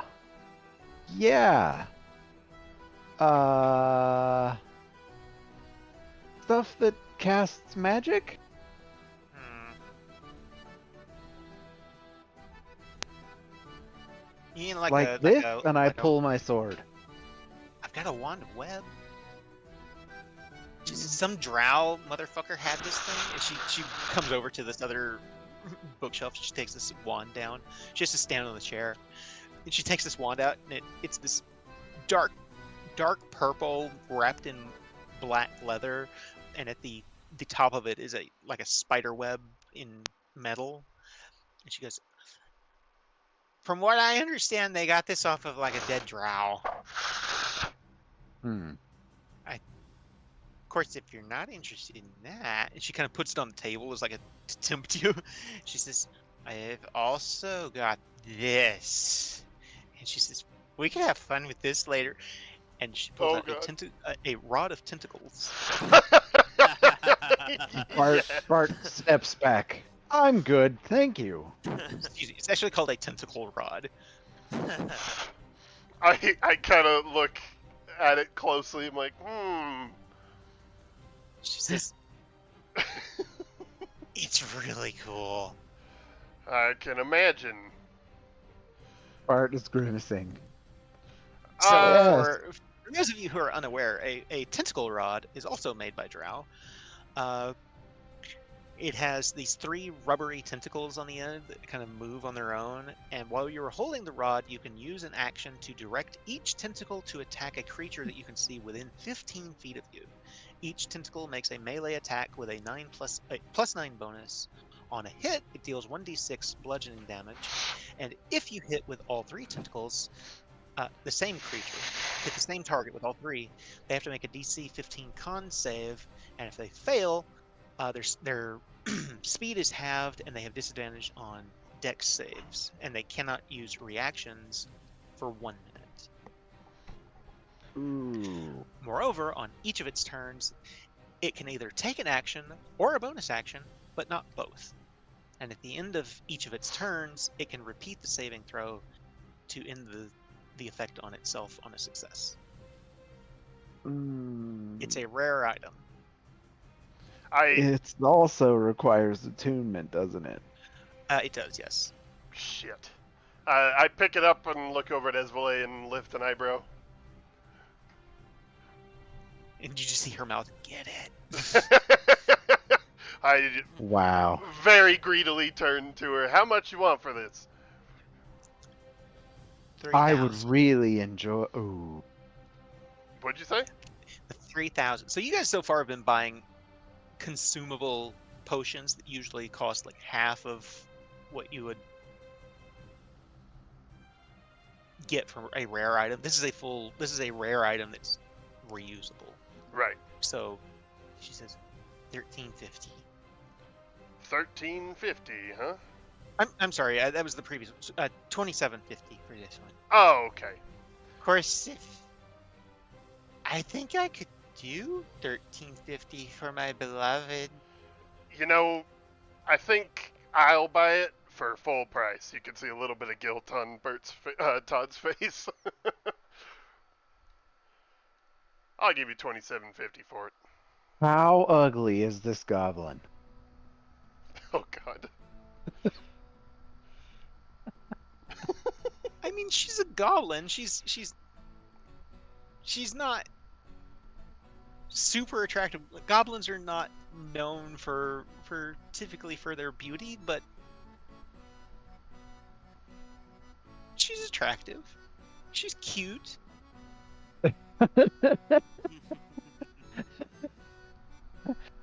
So Bart steps forward and he's just like, "I will give you a kiss for 1,000." Wait, you'll give me 1,000 gold if I let you kiss me? Sure. No, I'll buy that wand for 1,000 for a kiss. Really? Damn. Todd's eyes And are Bart huge. leans forward. She just grabs him. Climbs him like a tree. Ezvale's eyes go wide as the most the messiest snogging you can imagine Oh. begins to occur to your wizard friend. I'm just picturing like a dog lapping Yeah. at your face. It is. She has a hold of your head, and she is not letting go, and she is full blown lips to his. Not sure when the last time she brushed her teeth was, if ever. Oh And- no!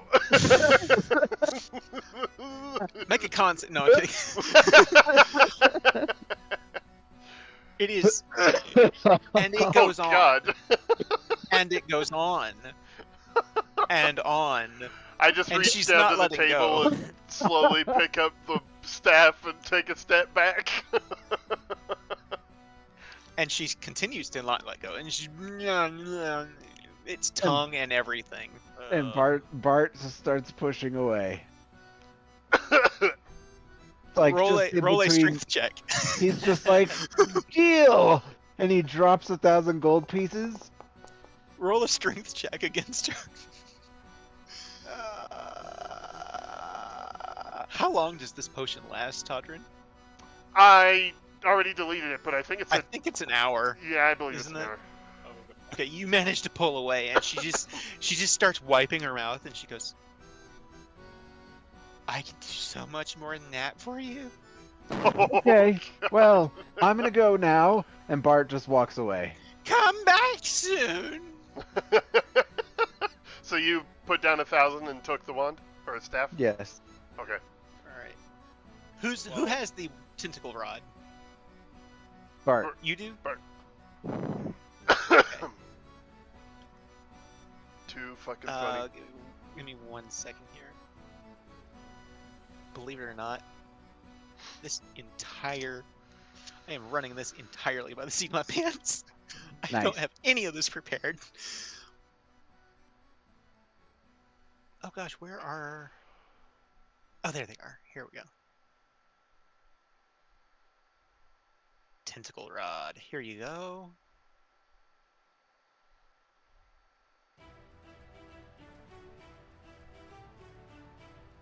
There you go. Is it in your inventory? I saw things move.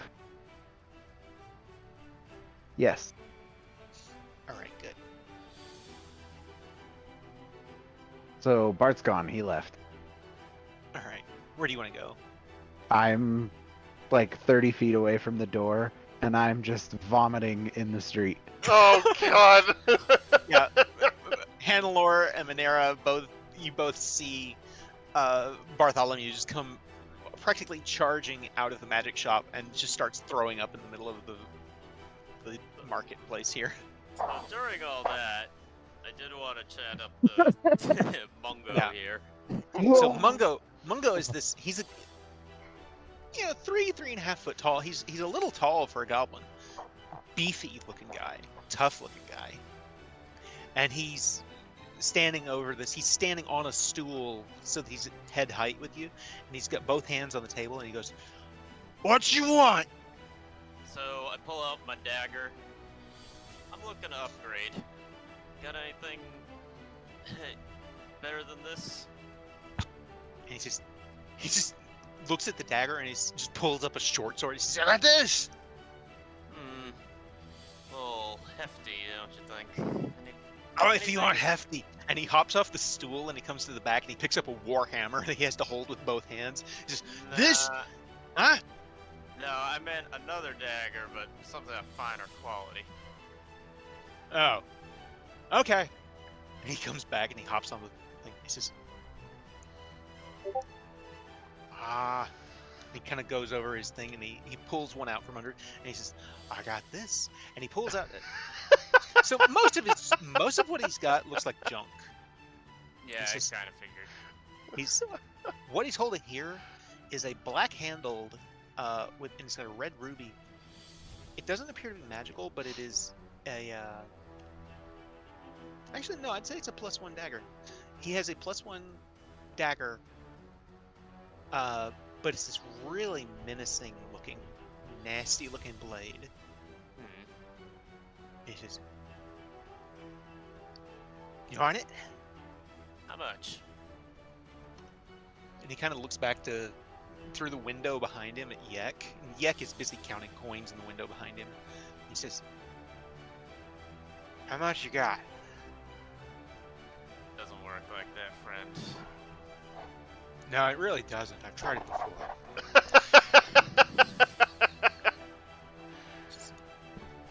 500 gold pieces. How about 450?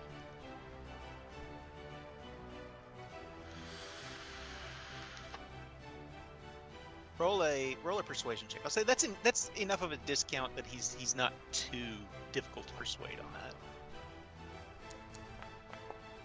Oh yeah. He says, "It's yours. Here." Okay.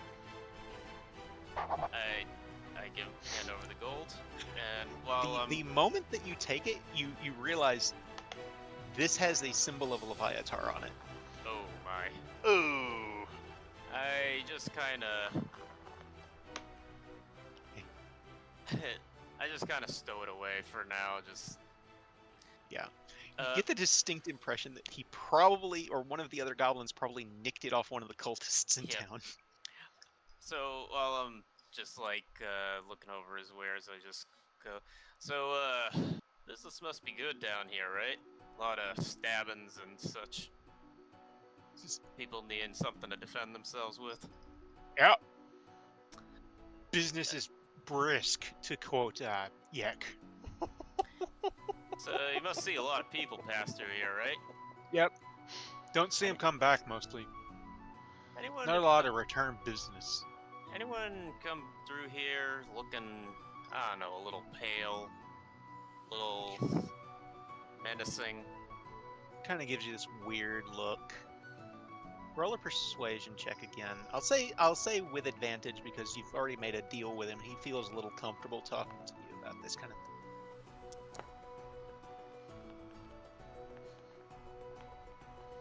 He says, "Yeah, there's a few that are kind of like what you're talking about." Know where they might like to hang out, congregate? It's not really around here. They come by from time to time. Every now and then you see one of them cross into the fortress, and he kind of points behind you to Skull Island. But no, I think they're on the other side of town. Okay. There's a dwarven woman, and there's a I don't even know what the other fucking one is. And then there's the guy, the human one. He never comes here. I never see him.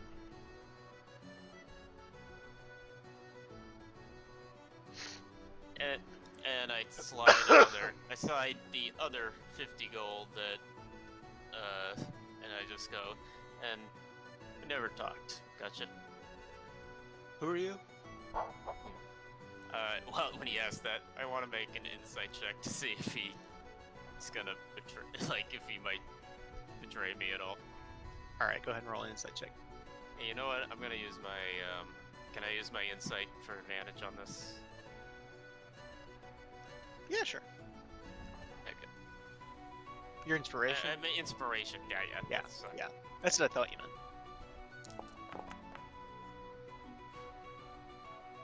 I mean, he's a goblin.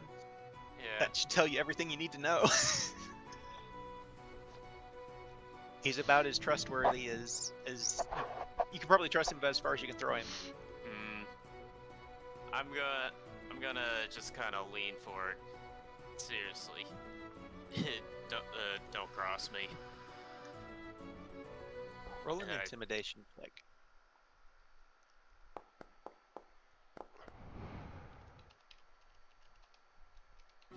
He just kind of looks you up and down and kind of says, I see, I got it. Don't worry, I won't tell nobody nothing, okay?" He just gives you this big toothy grin. He looks like he's filed down all of his teeth, and so they're real sharp. And he just says, "Mungo, is a man of honor. Sure hope he is. And I go to join Bart, who's throwing up into the street. Behind He's your back, just got you his whole hand in his mouth and his face is glowing with purple light. behind your back, and Laura, you hear the words "fucking prick."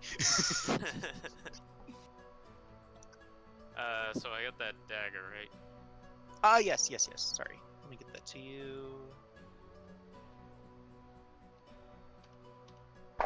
Not gonna equip it just yet. I don't really trust this thing. Probably smart, honestly. At least until I get it inspected to make sure this thing isn't fucking cursed. Alright, you should have a +1 dagger in Yeah, your inventory. I'm not gonna equip it just yet, though. Meanwhile, Todrin, Esnale, you're in the magic shop still. Bart has gone running out. What would you all like to do? So I look at her and I'm like, well, that seemed like the deal went pretty well for you. She goes, "He's gonna come back, right?" I don't know. He tends to be tough to nail down. But I could tell he really liked you. That's good. You see her walk over to another thing in the back, and she starts going through rings. Oh god. I lay another 100 gold on the bench or the table next to the door when she isn't looking. And Todd's starting to feel a little bad. Yeah, as you start to leave, from the back, you hear her shout over her shoulder. She says, "Remember, Glamin's magic shop, only in Skullport." I'll never forget. And I'll take off. Arm around Esvalé, just chuckling. Yeah, she's laughing too, and she goes, "You realize you're gonna owe him after that, right?" I don't know. We'll see. He got some good stuff. I feel like we came out pretty even.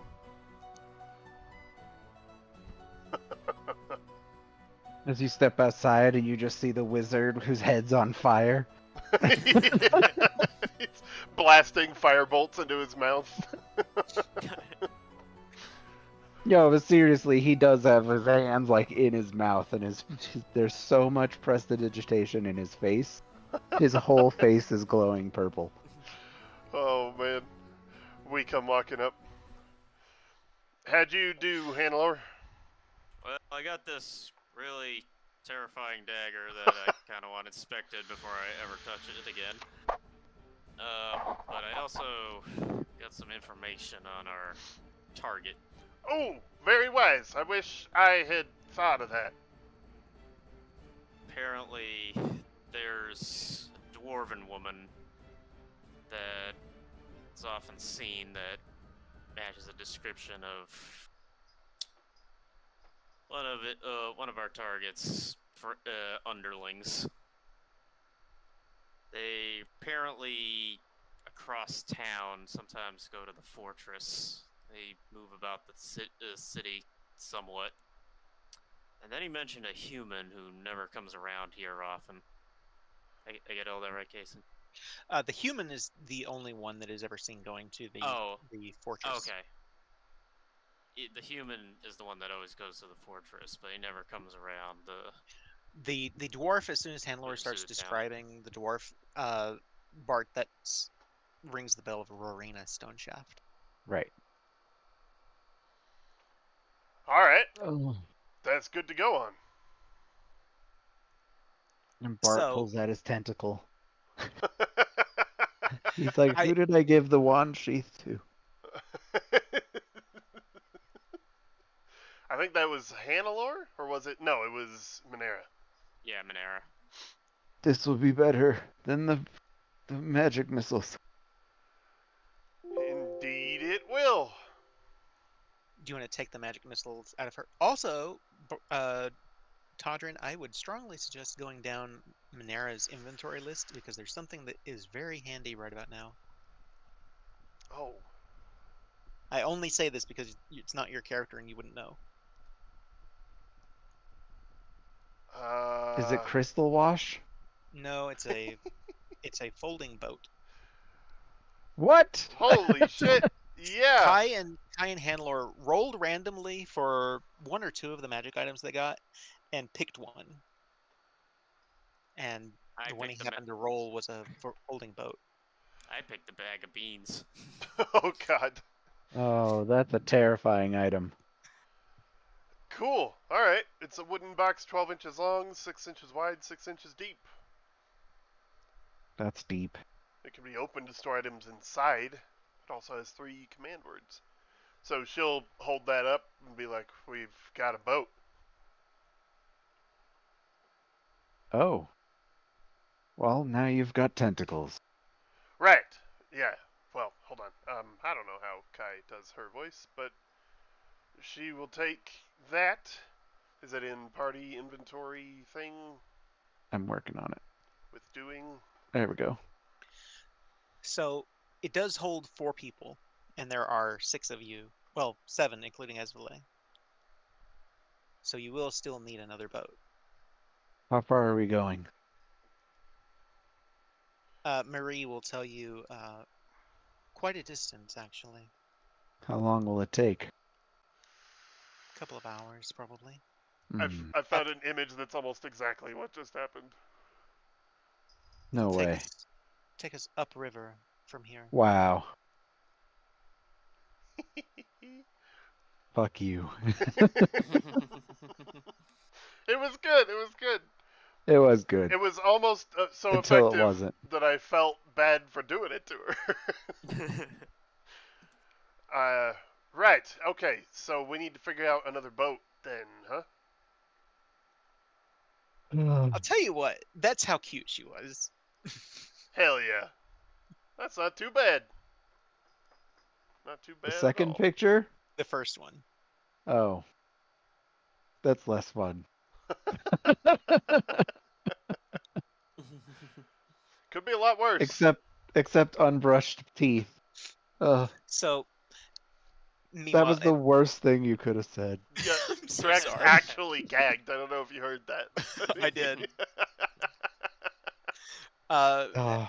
At this point, the goblins, like the market is full of people that are kind of going through shit and looking at things, and you hear one of the other goblins shouting something, and eventually Yek comes out, and he just kind of pushes through. He doesn't even seem to acknowledge you guys, but he comes over here to the boat guy, and they start having a conversation. Can I see them? Yeah. What are they saying? I can read lips. Ah, that's right. He's basically telling him that his numbers are down this month. He needs to pump those numbers up.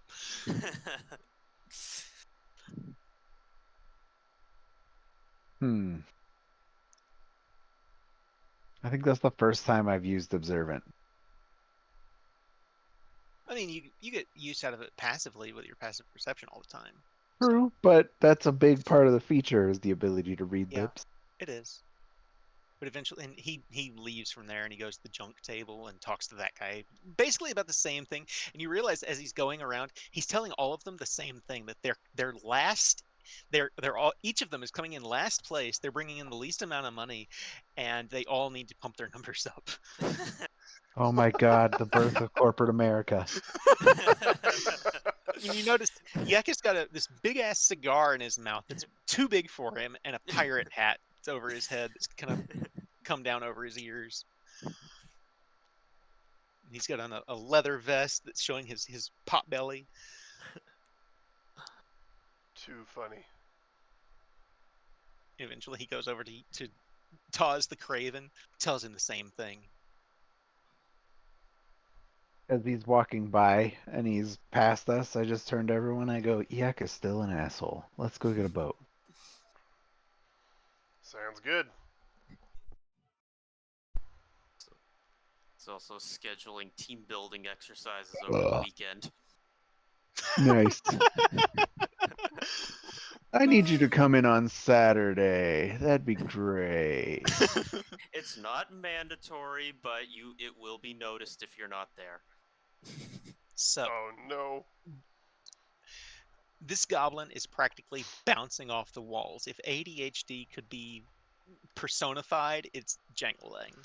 And he's bouncing up and down on this stool, and he goes, "You want to rent a boat? You want to rent a boat?"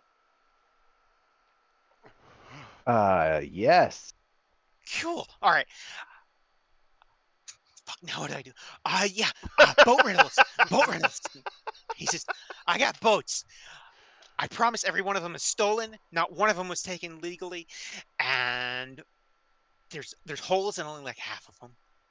Then we want one without holes. That costs extra." Of course. Okay.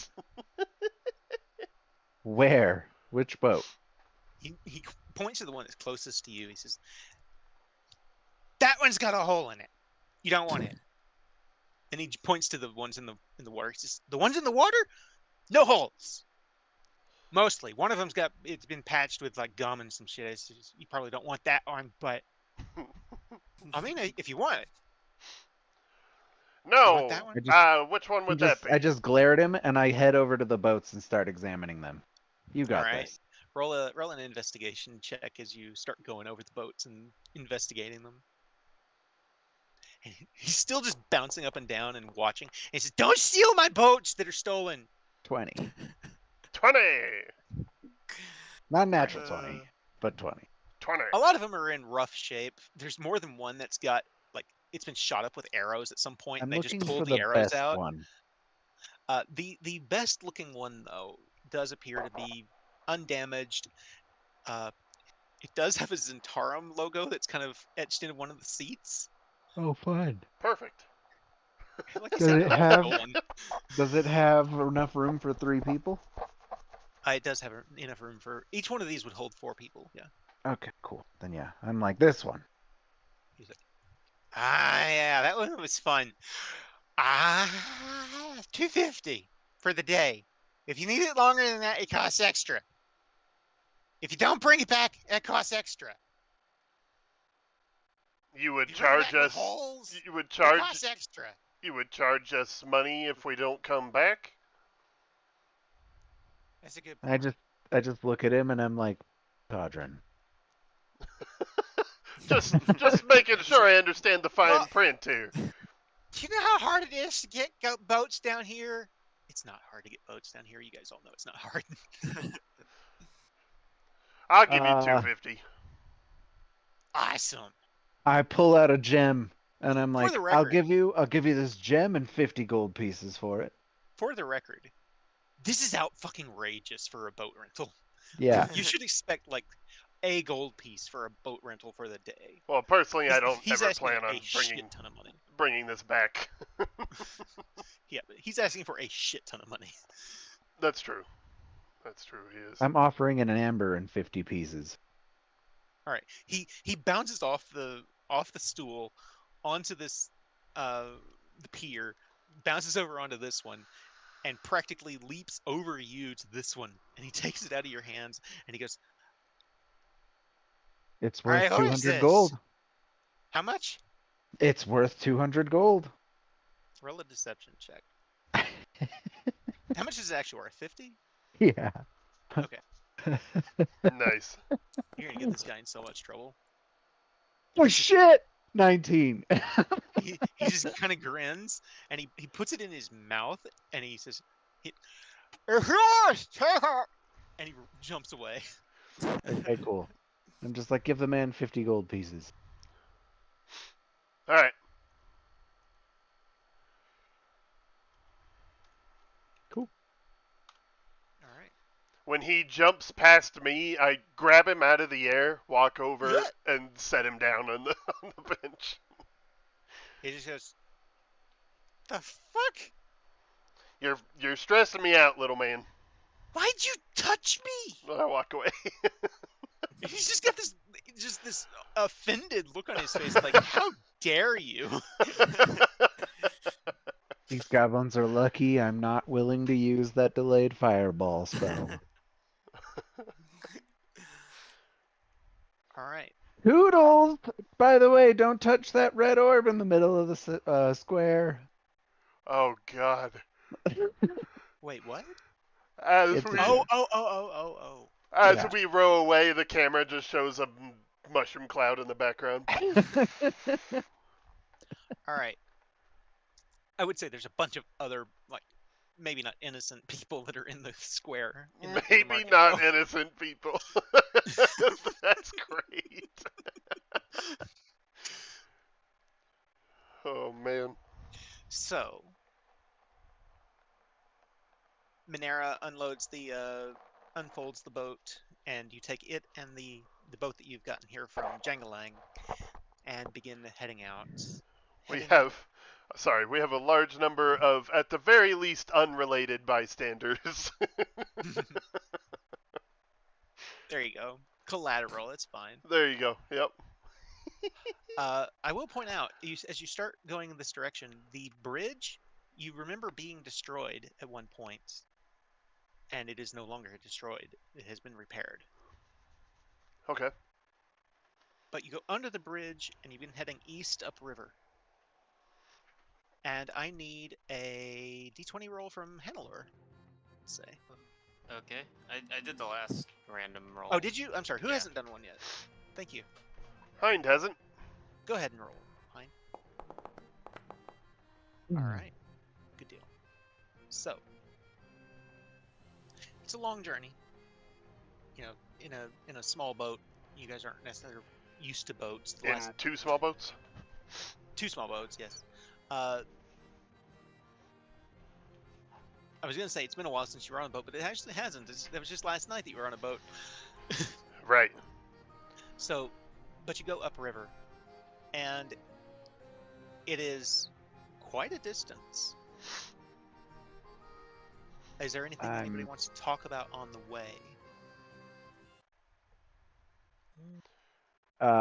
Say you're Yes, looking at I about will tell 2 in the afternoon. everybody in that was in the magic shop with me, Esvale and Todrin, that stays between us. Are you sure?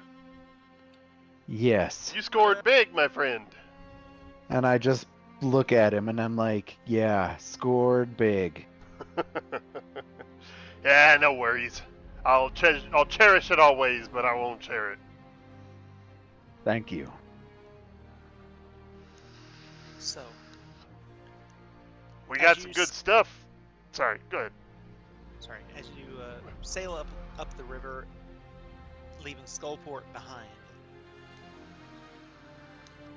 the cavern rises a good 60 feet above you in most places. Occasionally it rises, occasionally it gets a little low. It's never low enough that you're like at risk of bumping your head, but this part of the river, ships don't come this far. It's rowboats and there's like it is wide enough that you could get a full-blown ship through here, though. There's plenty of room on either side for that. It's just not high enough. So this whole time, Bart is just meditating with his eyes closed, but the beauty of his cloak is he can still see 360. Jeez. But artist, do you have that ability to inspect an item? I do. Is that gonna waste a spell for you, or? It will not. What do you Mind have? Giving a look at this, and I hand over the +1 dagger that I Okay. bought. Do I have the room to do that in this boat, Kason? Oh yeah, you've got plenty of room to lay it out in front of you. Yeah, you've got room. Cool. I'll start drawing a ritual circle. Give me a few minutes. So as you go to cast Identify on the 9th, it's not cursed per se. Like it won't cause you any. It won't damage you in any way or harm you in any way. It will, however, cause. It's not extra damage, but it causes more physical pain to the target. And on top of that, you like that. It causes you, the user, to enjoy that you are causing that pain. Oh. What an amazing phrasing. You like that. You like that. Oh. Oh, do I? I like that this dagger makes things hurt more. Well, I don't typically use daggers to begin with, so save it for a rainy day. That is a powerful magical Esvele- effect. Esvele kind of chimes in and says, on the other hand, you could return it to the cultists, see what they would. Maybe you could get a reward out of it. Oh, they're Or you kind of could- freaking me. They kind of freak me out. Could stick it in a cultist too. I bet they'd like that. Yeah. And apparently I would too. Damn. Yeah, I'm not a fan of this.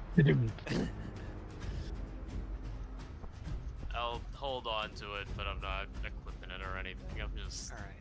in case I need a dagger in a pinch. Eventually, the cavern ceiling begins to rise to the point where now you could get a ship through here. Sorry. Sorry. That's okay. It gets higher and higher, up to, gosh, 120 feet or so. And Damn. above you, you see a wooden bridge that spans this chasm over the river, and a small wooden pier that is, I'll say, new but not well built. And Marie points over to it and says, "Pull this up over there." All right. And up on there are stone steps that have been carved eons ago up to this building. Damn, I'm grabbing a drink. I'm thirsty. Take your time, no hurry.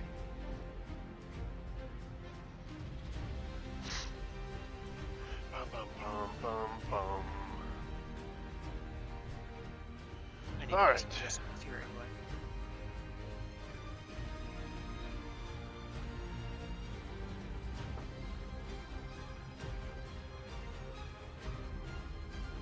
All right. Everybody see what I'm talking about? Oh, it's still black for me. The same. Yep. Oh.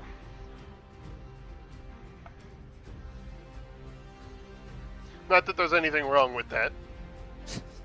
Wow. Let me know when it's loaded, because I don't want anyone to not know what we're looking at. I'm gonna You refresh. may need to reload. I don't know. Refresh the page. See if that works, maybe. Yeah. I'll do that. Just to be sure. I'll tell you what. I'm gonna step away actually, because I need a drink now that you mentioned it. So I'll be I right back. could use a water too.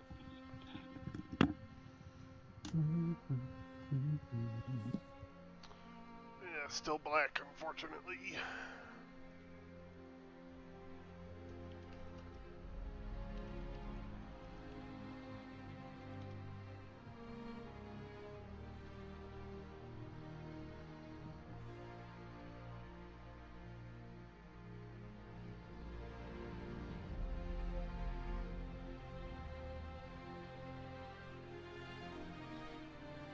The Starfarer in the top left corner.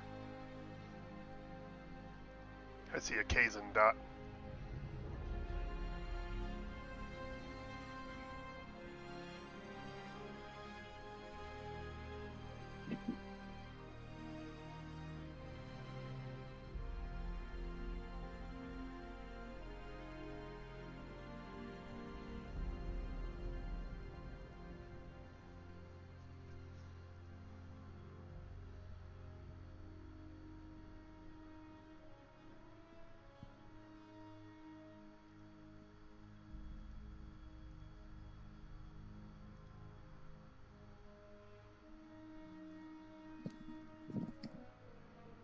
I'm back. Welcome. Still black screen for me. Yeah.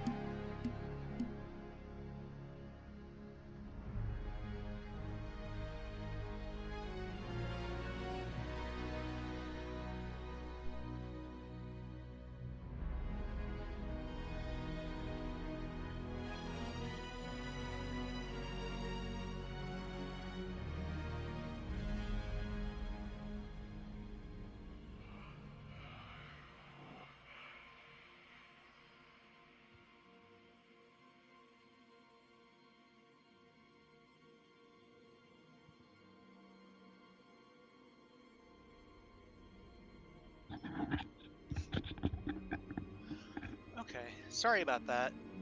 I'm back. I went to go get water and I got caught up in a conversation. Dave handed me a $50 bill because That's weird. He sold something for me. Huh. What did he sell? I had 3 pistol magazines for a gun I no longer own that he was able to find a buyer for. Oh. Strange. Okay. So, still a black screen for me. Really? Even after reloading. Likewise. That is weird. Alright, how about now? There we go. Oh, there it is. It was my fault. That's cool. So, before you lies, as you climb these stone steps that were probably carved by dwarves centuries ago, a stone ziggurat, a temple of some sort, probably at some point in the distant past. And Marie, again, her arms remain still at her side as she glides forward, leaving this slime trail behind her because you guys are awful. Thorvin, not far behind, and Esvale alongside you, Todrin. And she leads you up the stairs in the front. Past 2 goblins that are standing guard. And they both, one of them looks to the other and says, go on, you do it, you do it. And the other says, I don't think we're supposed to do it for her. And she says, state your business before you see the Lord Xanathar. And she just kind of, her eyes kind of go down to him and says, you don't have to do that with me. And he goes, okay, go right in.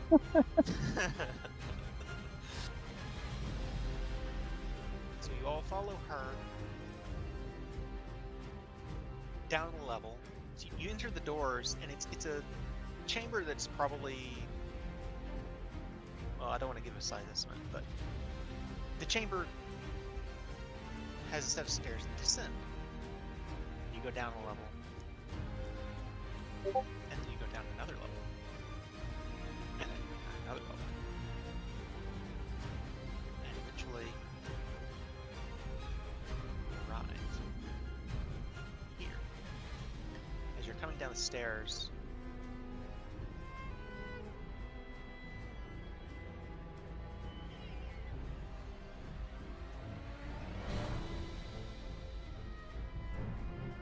Got 2 different songs playing. What's that? There we go. it's not intended. Sorry.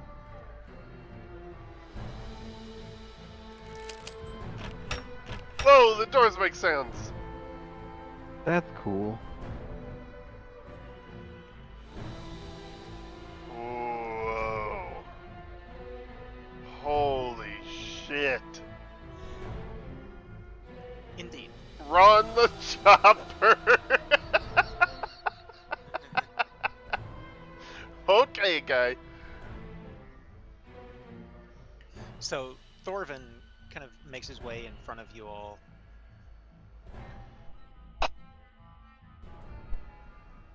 And stands in line, and you realize there is a line of people here to speak with the Xanathar. At the front of the line are two strange creatures that appear to be floating. They almost look like jellyfish, sort of, that are Flump. here. I'll post the picture to Discord. I love lumps. Whoa. There's two of Okay. them, and they are called forth next. And they'll say you also they're a little hard to see, but there's a number of gazers that are in the room. Jesus. Goodness. Sorry. There's a number of these that are scattered around the room. You can look around and see them if you want. Good old gazers.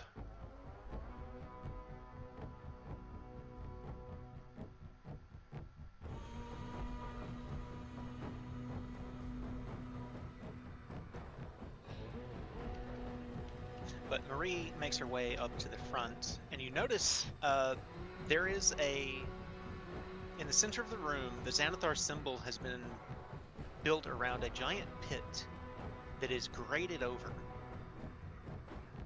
And it seems to be that you're expected to stand on that as you address the Xanathar. Of course. But the Flumps are communicating with the Xanathar Yeah, exactly. about some topic. That was the inspiration. I won't lie. Of course. At the front of or rather at the back of the room, you see the Xanathar himself. It's a different looking Xanathar, a different looking beholder than you saw the first time. The first one, well, I may have my colors wrong here. What color is that? Like a Like- blue. Yeah, like bluish. Gray. Yeah, bluish gray. Gosh, Yeah. why is this all? Steel blue, I guess. Yeah, alright. There you go. So, beholder at the center of the room. To the left of the room, Xanathar's right, there is a half ogre that is wielding a very large great sword that's kind of hefted over his shoulder. You also see Eldon the Rat King and a number of the halfling were-rats, as well as the Zvarts that were hanging out with them in their lair. Oh, right. Yeah. Okay. You also see one of the Zvarts sitting at the Xanathar's feet. Well, so to speak. Ha!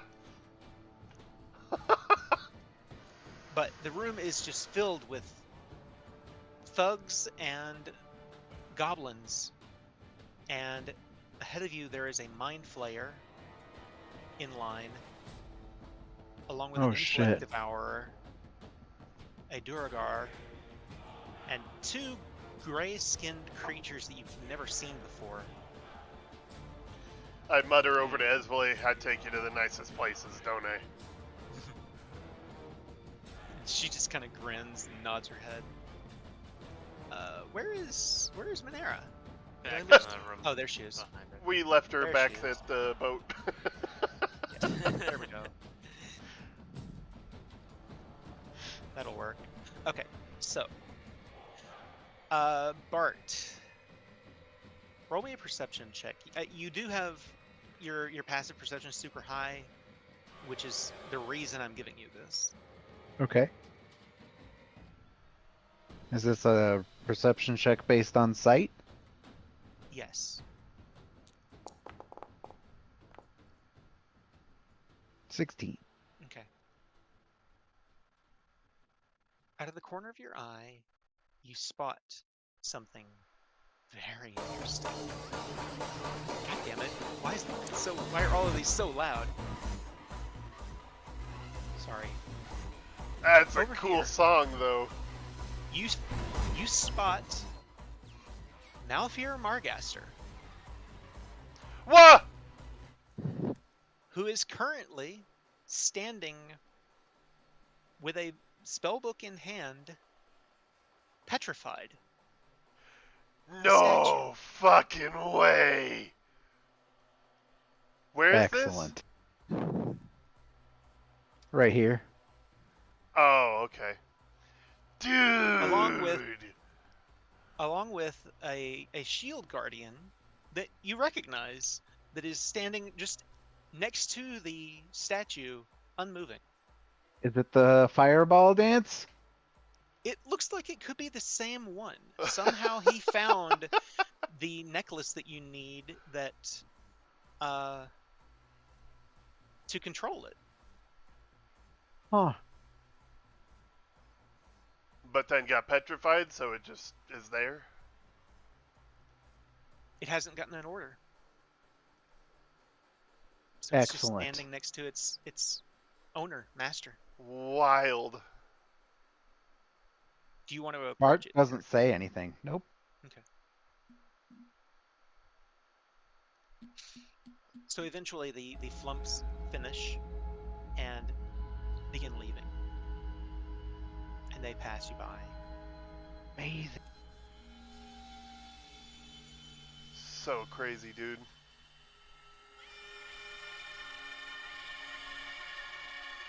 God, And then these are this- so cool. This little goblin begins moving forward. And he moves up to the center of this pit. And he addresses, gosh, this is so loud. I'm sorry about the music being so loud. He begins to address the Xanathar. He says, he kind of gives this big flourish of a bow, and he says, "To the mighty Xanathar, I bring you a grand gift." Oh shit. And he reaches into a pouch and he presents a gemstone. And he says, "This!" And then you see one of the Xanathar's eyes twitches towards the item, and a ray goes out of the eye to the item, and it begins telekinetically pulling this item across towards it.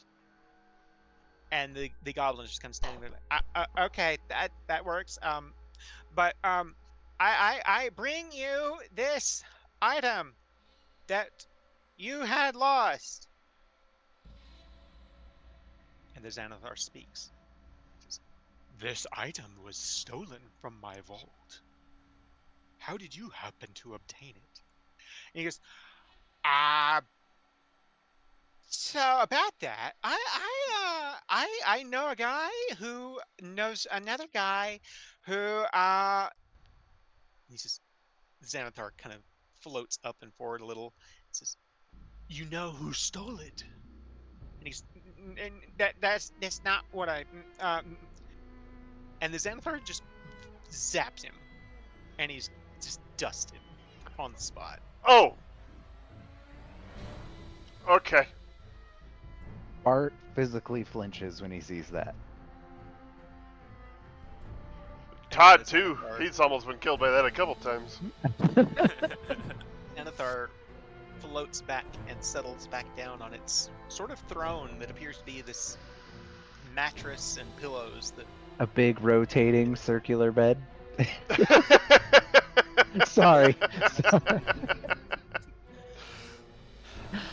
Couldn't It's- help myself. then Awesome. I love it. the Mind Flayer moves forward.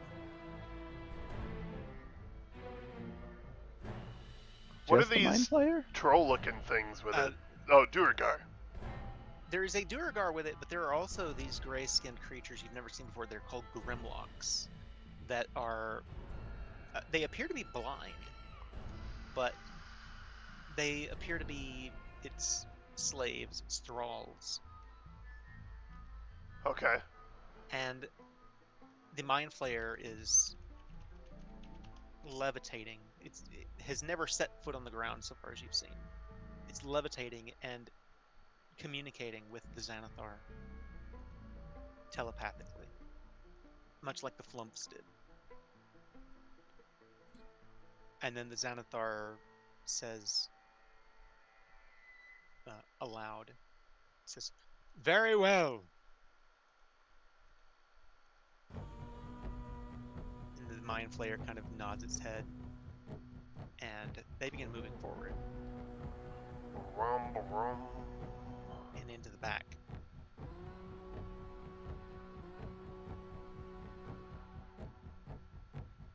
And then Thorvin steps forward. Marie has joined the Xanathar at his side, up at the top. And you get the very quick impression that she is basically Xanathar's right hand at this point. And Thorvin says,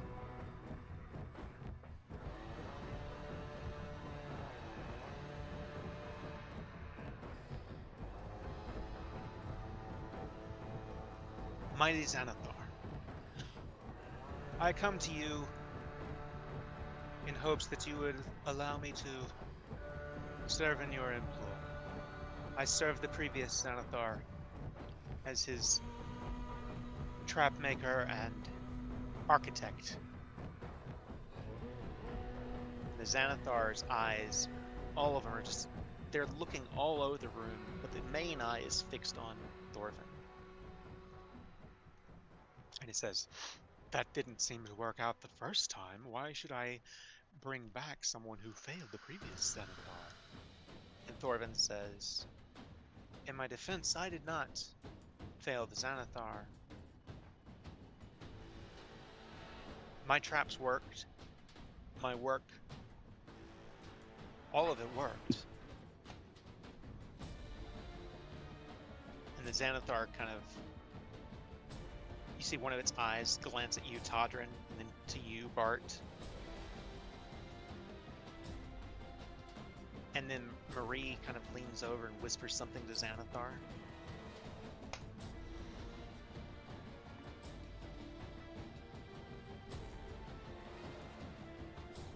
And we're going to see how this goes for him. Oh boy.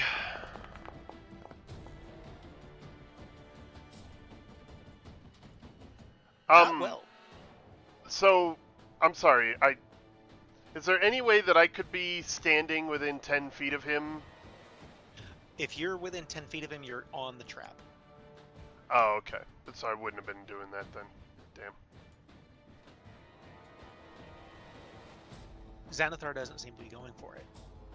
If anyone's going to make any kind of interruption in his defense, now would be the time. Okay. I'll see it starting to go bad and kind of take a step forward and onto the grate and pull back my hood. Suddenly, two of Xanathar's eye stalks point to you. And it doesn't say anything. It waits for you to say something. Howdy, great Xanathar. You have quite the power base here. I'm very impressed. Who are you? Why do you interrupt? Pardon me, Todrin M. Cathra, Knight of the Ruby Rose, was invited here by your seer there.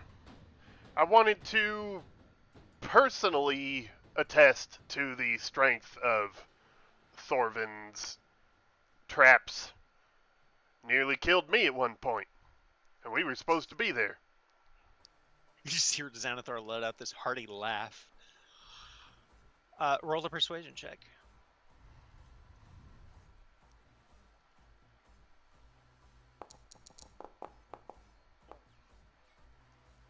Oh. 5 for 20.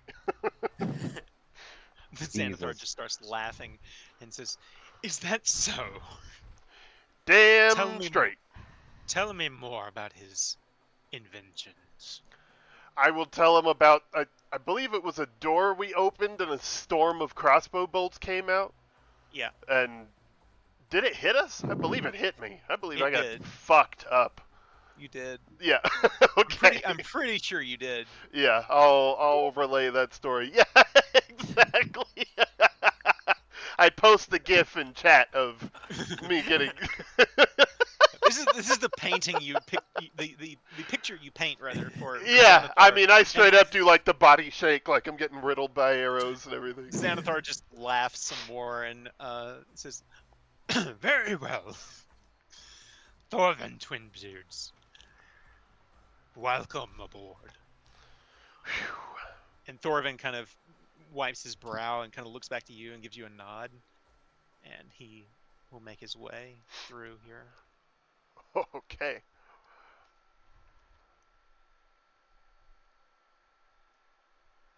And Bart, come with me to Whispers 1 moment. Oh, okay.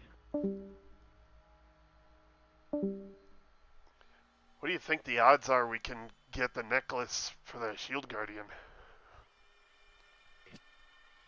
About that. We'd probably have to unpetrify him first, right? Yeah. Also, we'd have to go unnoticed by Oh, yeah, everyone in this room. I don't mean steal it, I mean, like, I don't know.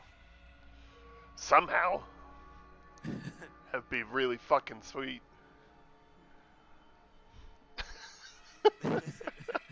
I don't know about that one. God, this scene is amazing. Literally eyes everywhere. Literally. Nice. All eyes on us. All right. So we step up and he says that, and I immediately grab you, Todrin, and I shuffle behind you, and I'm just like, fuck. Your mic cut out when you were whispering.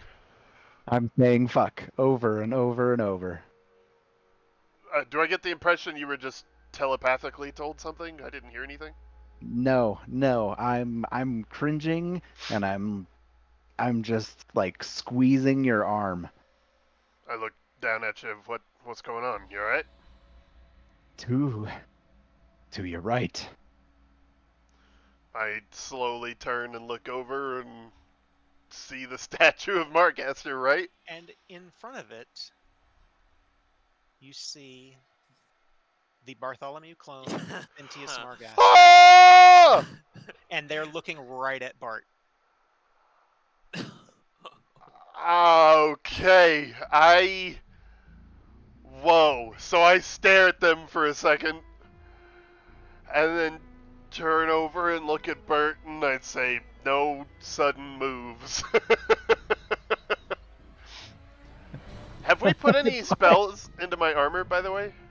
I forget. Do I have a counter spell or haste? I asked you With if you haste in wanted it. something, and I think, yeah. Haste, okay. I've got haste, that's right. Okay, good to know. Yeah, so I just looked at you, I'm like, alright, we'll deal with this when the time comes.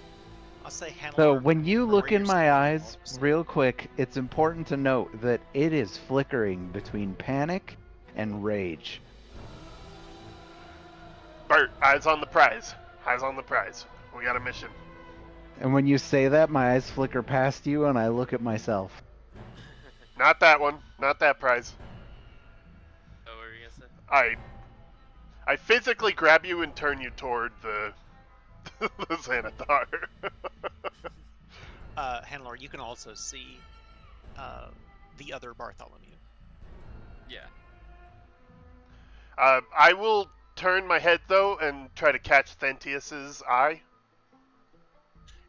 He's a little bit behind the pillar, but he's kind of looking around. I'll tell you what. I'll move them both here. There, so that they can see you now. Like now, their attention has turned from Malfear to you guys. Okay. Yeah. So I'll catch Thentius's eye, and my eyes get big, and I shake my head at him. You basically see him. He's got one hand on Bart's, the Bart clone's hand, and he's just shaking his head and saying something to him.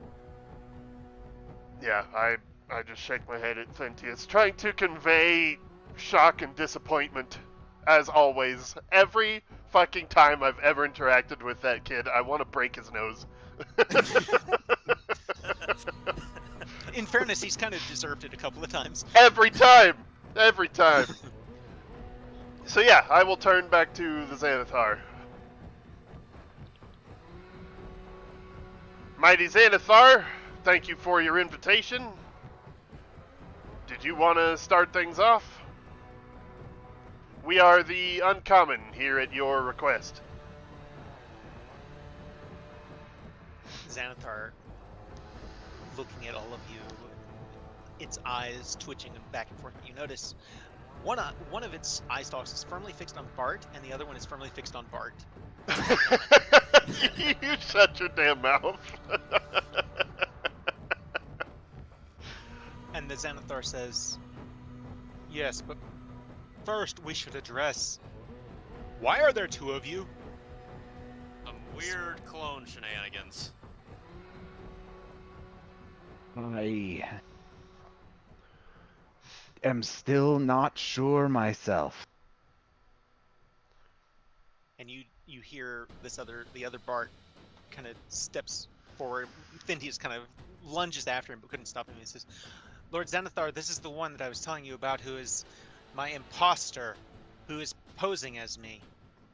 When he steps up, I physically turn toward him in a defensive posture and put a hand on my axe. And he just looks to you and says, "Don't do this, Todrin. Let me get rid of him. He doesn't belong here." This is not the time or the place. "Lord Xanathar, this may be the only time and place."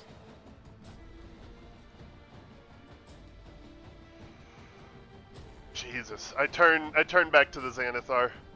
This is a highly personal issue that I did not wish to trouble your court with at any point.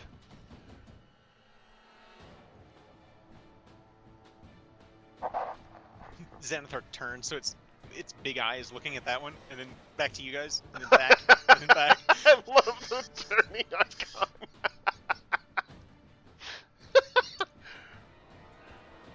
And Bart just steps forward, and he's like, "Lord Xanathar, at one point, I was murdered by a demon. And in that moment, that thing, and I don't even look at it, I just point at it, was born from dire consequences. And then it stole my brother and brought it down here, for reasons unknown." And he steps closer, and he says, "Lord Xanathar, I came back first. My mind is my own." I take a step up, and I'm oriented toward this other one, and I say, if you take another step, this is going to get messy.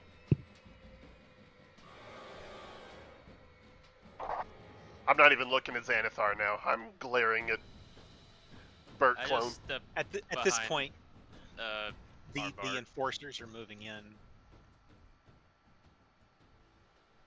And one of them tries to push you back, Todrin, and says, "Back on the grate!" I am feet on the grate, but I'm facing Bert Clone. Yeah, and this one in front is basically trying to get you all, usher you back towards the middle of it. Alright. But I stay physically between the two. Yeah. The whole time. Does it push me back? I'm sorry. He would try, yes. I would let him. He kind of moves back, and this one moves back to his position. This one's going to stay right next to Bart, though. While the this other is Bart. all going on, and I have dark vision, can I look through the grate? Just like take a Yeah. peek, just to see what's beneath us. I want to see the totally Rancor. Give me a perception check. Oof. It is dark, but even with your dark vision, I'll just say this is what you see.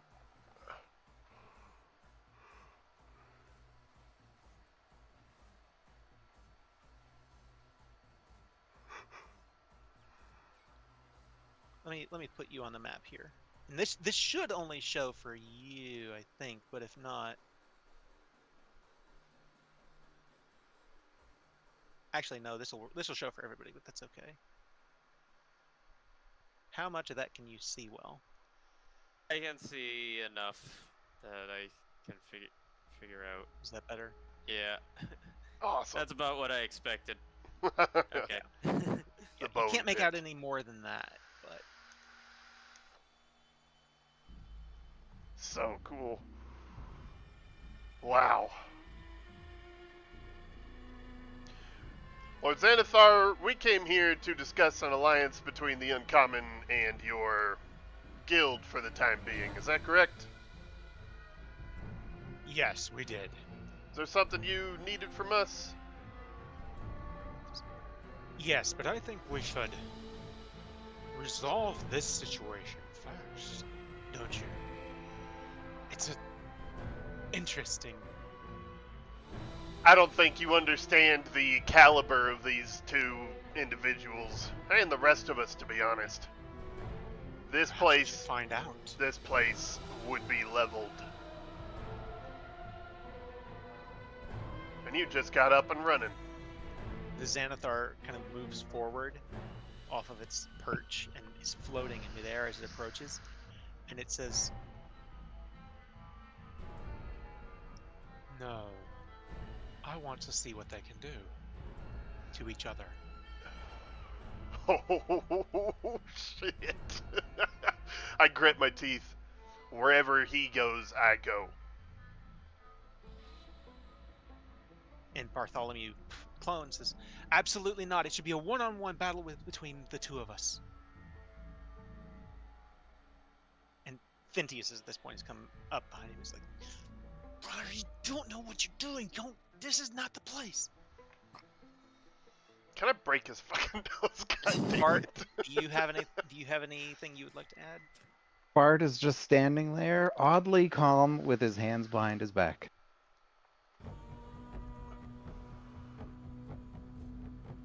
Bart realizes there's nothing he can do here. There's whatever happens, happens. I will reach. And honestly, if he wants me to kill the clone, then Bart isn't about to say no. Yeah. I think we should allow them to duel each other to the death, Xanathar says. It would be interesting to see what two wizards of their caliber can do. I said what I said. I go where he goes. You will not. Podrin, and I just put my hand on your shoulder. If this is the way it's gotta be, I've said my goodbyes. I grit my teeth. I'm like, this sort of inevitable. All right. I don't like it.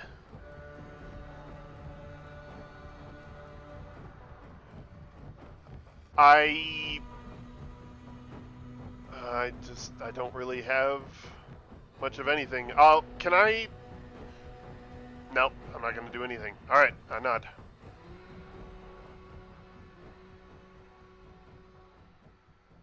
And with that, let's see, do we have time for this? I don't know, do we have time for this? I'll ask, do we have time for this to everyone? Like A one-on-one? I feel like it would move pretty quickly. I'm down. Shall we? Yeah. Yeah, I'm good for this. All right. The enforcers guide you off of the Pentagon. You can stay on the sides and watch. I reach out, grab Bert by the shoulders, and pull him into a hug. Just And give a I hug nod- you back. I just give a nod to Bart. Just like, sometimes a man's gotta do what a man's gotta do. And I nod back at you. Couldn't agree more, Hannelore. And you see Phintius on the other side looking at the other Bart, and he just goes, "He can kill you! What are you doing?" He says, "This has to be resolved now. This is the best chance we've got. This is the only way that I can manage to get him one-on-one for sure." God damn it. And I turn to Xanathar, and it's just I just tell him, Xanathar, if I may, can I have a moment with my brother? Roll a persuasion check. You're within 10 feet of me. Let me double check my R's. I don't remember. I think that's. Is Yeah, that I don't- saving I don't- throws? I don't think it affects any of that. I've got Yeah, I think it's saving throws. It's the one I'm thinking of. saving throws. Can't be frightened. So there's something about this I Yeah. would like to point out.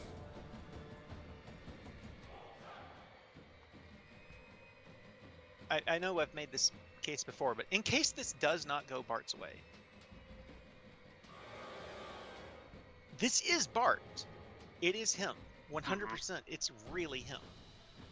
So we're picking Drax's playstyle from now on?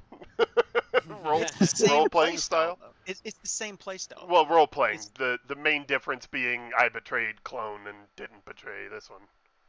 Right. Well, Clone betrayed me, too. Yeah. We got issues.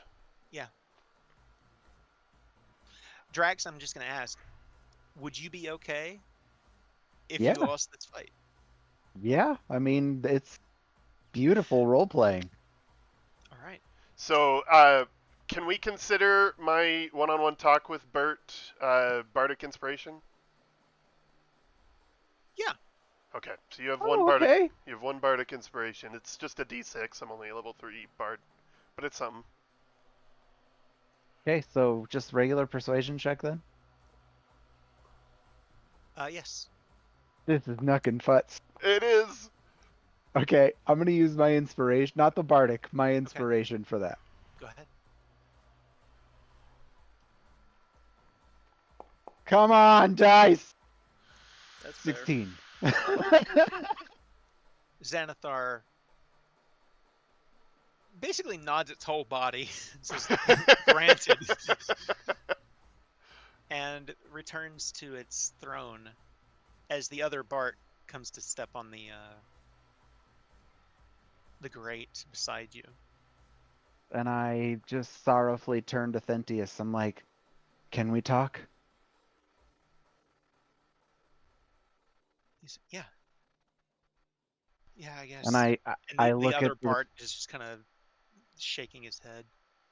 I pull him to the side and I'm like, listen, I'm sorry you have to see this. It's not fair to you. It's not fair to my friends, and it's not fair to Mother. But He's kind of just shaking a little, and he's, I don't know what the fuck's going on, man. I don't know I don't know which one to use. and I close my eyes, and when I open them again, I have rage, and I'm like, I can't believe that you came down here. Why are you here? When this is over, you need to get out of Undermountain. We came down here to find our sister. She's still down here. And I clasp his shoulders and I'm like, Thentius, you should not be in Undermountain. You cannot believe that I would have ever brought you down to a place like this. He kind of hesitates and he says, Look at me. and then he looks over I'm to the other losing one. my mind, Thentius. This place is dangerous, especially for people like us. He says, You I need saved to, your life more than once, and his life. you need to get out of here. You shouldn't have had to save anyone's life. You need to be with Mother. She is grieving. She can't afford to lose another one of us. You don't know what's happened to us down here. I We've can't. gotten we've gotten so much closer. You don't know any of it. No, I don't. And it's not fair that you had to go through it. And while that is Not me, fair that I get to know my brother better. That's great. That's fantastic. Thentius, that is the worst part of anything I could ever be. And I'm sorry. But you need to leave. And I turn and I walk back onto the grate. Nice. turns to the side to watch. God damn it. And thus, the lever is pulled from beneath you. At the moment that you step foot back on it, the bottom falls out.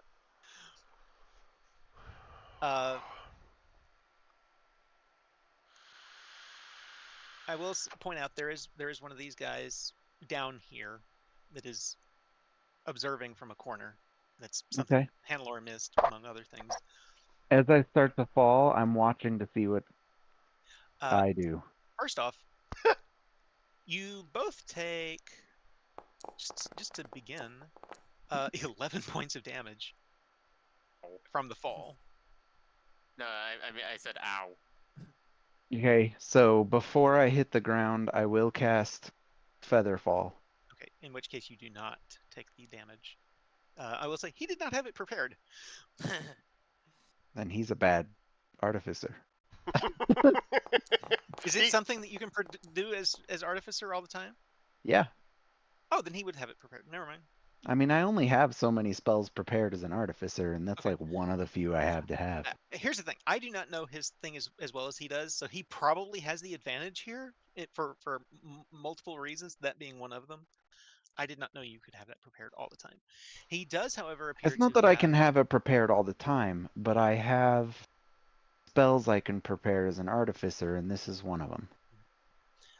You do notice that he does appear to have some sort of armor on. Okay. It appears to be splint armor. Okay. And I need you to Shit your roll pants. initiative. God damn it. All right, you're gonna go first. So as I float down, we both float down and land because I imagine he would cast it too. Yes. Yes, you So both. as we both land, I'm like, how dare you? How dare you bring shame upon our house, all in the name of vengeance? And how dare you bring Thentius down here? First off, I want to ask, can everyone see both of them? Yes, I can. Can you see their names? Yep. Just want to be sure everyone can keep track of who's who. All right. And I draw Weaver and I pull out He the also glass draws a staff. long sword. It's not Weaver, but it's a long sword. Okay, and then I draw glass staff. And fuck, Kason. Full Gandalf right now. Yes. Woo! I'm Okay. shitting myself right now. So he has the staff of adornment in one hand and the long sword in the other. And there's some Okay. sort of stone that is floating above the staff of adornment. So before we get Ooh. started, are we doing the if a counter is countered, we roll on the table, please? Yes, please. All right. Fuck yes. Let's go. Because it's going to happen.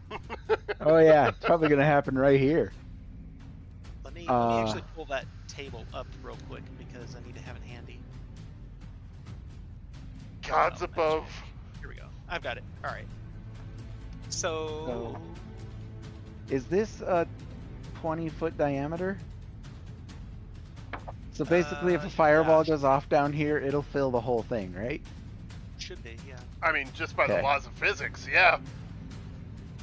All right. Well, then I'm gonna pull out that fucking scroll, and I am gonna cast delayed fireball. Interesting move. All right. God damn it. Starfair. So hold on. Can I Dumbledore! cast it from here? What if they managed to kill each other? That's not happening. This spell has the potential to do 22d6. Jesus Christ. Yeah.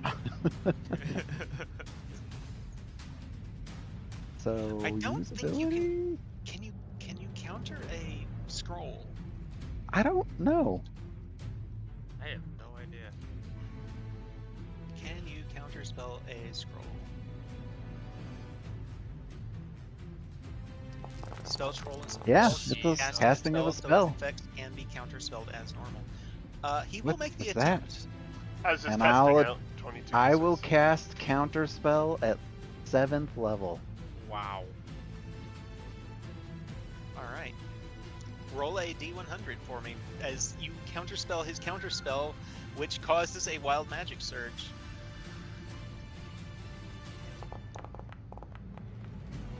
Well,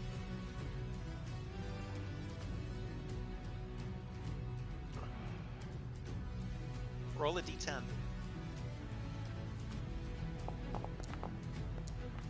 4.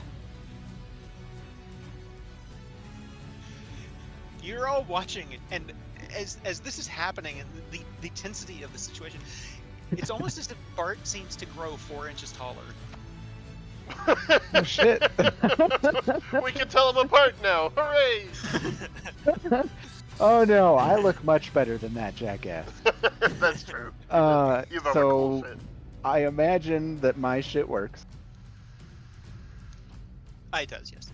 Okay, so a bright red marble appears in the very middle of the stage. And that's my turn. All right, I'm gonna do something here. I was trying to... Just a second here. I'm gonna play up Foundry's stuff here for just a second. Fuck yeah, let's go. Show us the magic. I just want to say in this moment of silence, Todd is like leaning forward. He's like on the brink of jumping in, moving, doing something this whole time.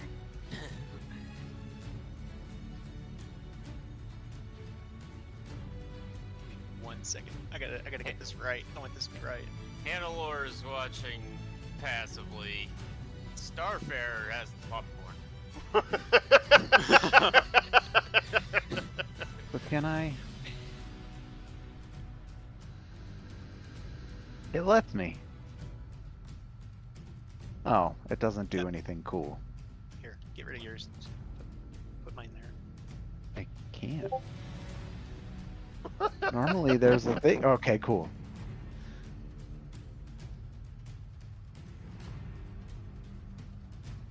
There we go. All right.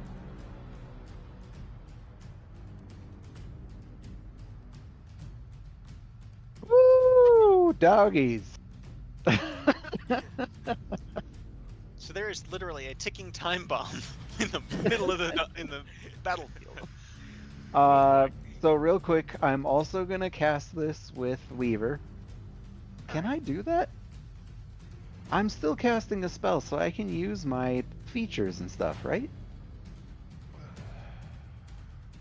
I think so. So I'm gonna use a charge, so it gets an extra +1 for every dice that gets rolled. Jesus Christ, you're gonna blow this whole place to hell.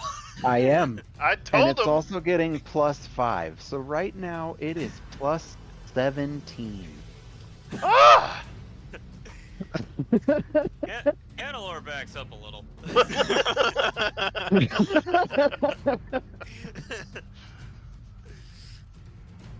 But that's me. All right, his turn. He kind of looks down at this like, the fuck is going on? He. Let's see. I'm pretty sure he would. Do you think he would recognize exactly what it is the moment you cast it? Would you recognize It's what it the is? illusion spell? Probably yes. Okay. He immediately recognizes. And he is going to cast.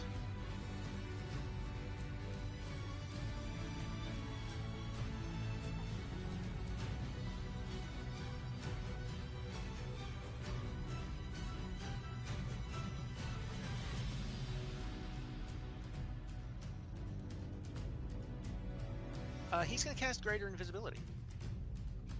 No, wait, he would know that your cloak would see through that, wouldn't he? He knows that. Did Yeah. I? Yeah, because I had it before I died. So yeah. Right? I did, right? Oh yeah. Yeah. Yeah. Yeah, you've had it for a while.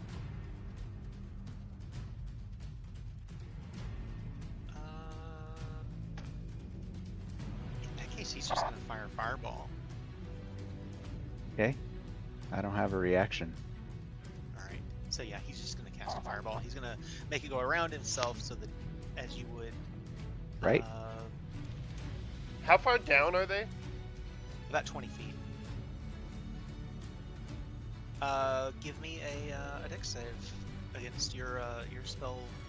Spell's DC is 18. 16? 15? You have. I'm gonna use that bardic inspiration. Yes, buddy. Let's go. Oh. Ah! I fail. No.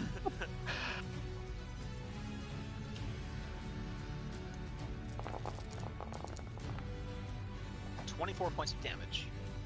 Okay. As you all watch as the pit below is engulfed in a fireball, as the clone just casts the spell on the rumble below your feet. Okay. All right.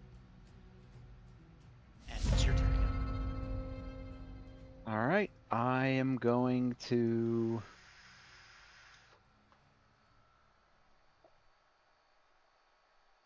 Oh, the gazer is gone now. There's another one below Bert Prime. Oh, there is, isn't there? All right, they're both dead. Him gone. Okay, so And I you am just going. hear the Xanathar go, I can't see anything. It was looking through them. If this was sci-fi, those would be little observer drones that just got fried and scattered. Yeah. Sorry, Drax, go ahead. You're good. So I.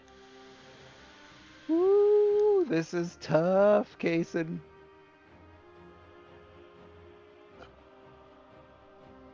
I can't see anything. Fuck. So I.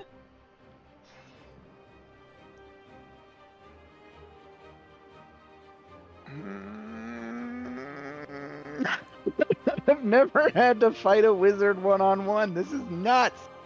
Okay, so I will. Take your time, man. Do it right. Yeah, take your time. Looking up, he just sees one eye stalk slither out over the edge to see what the fuck's going on. Okay, I'm gonna cast Greater Invisibility on myself.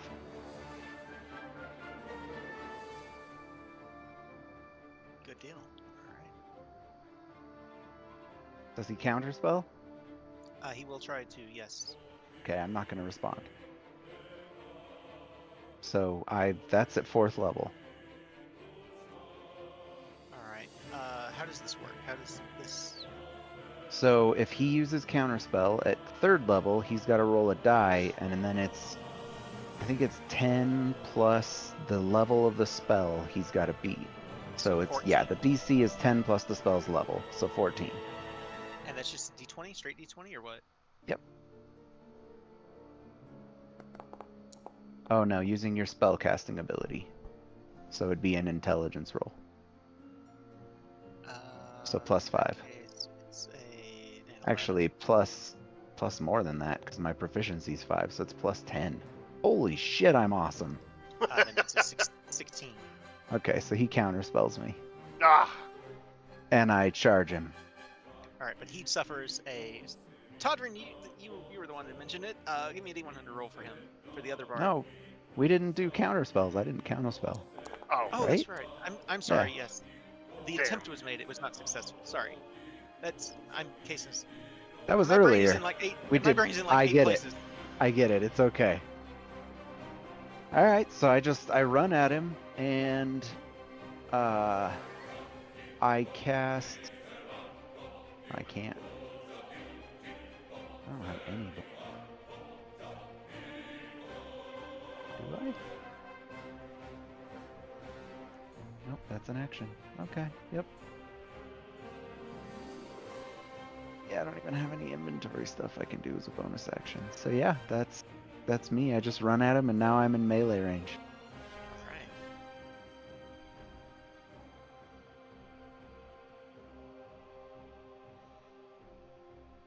Let's see.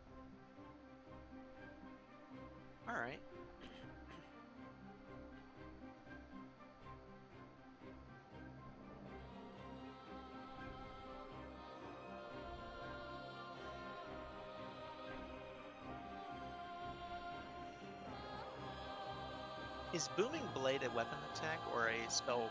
Does it use a spell attack or what?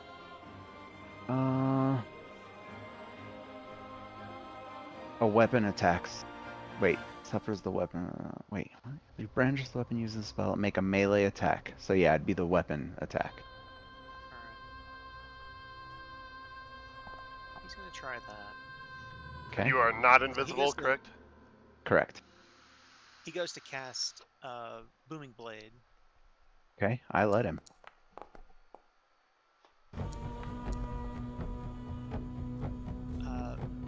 He does not hit. So you bring your sword up to connect with his, and all of you just hear a clash of their swords as Bartholomew manages to block the blade and parry with one of the moves that Tondrin taught him. Damn it! Nice. Stop it! And he's gonna move around here. Stays within combat range, but back to That fireball go off. wind does. Okay. go Oh, off. it's every turn it accumulates another d6. So this is turn 3. We're on round 3. Yeah. So now it's 15 d6. do you trigger it Plus- yourself or what? 10. Whenever I end concentration or I touch it. Gotcha.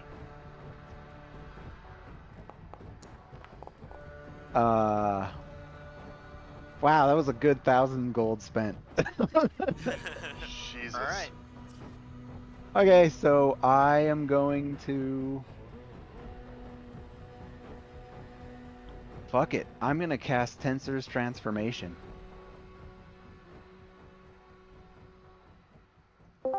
Yeah, so just kill yourself.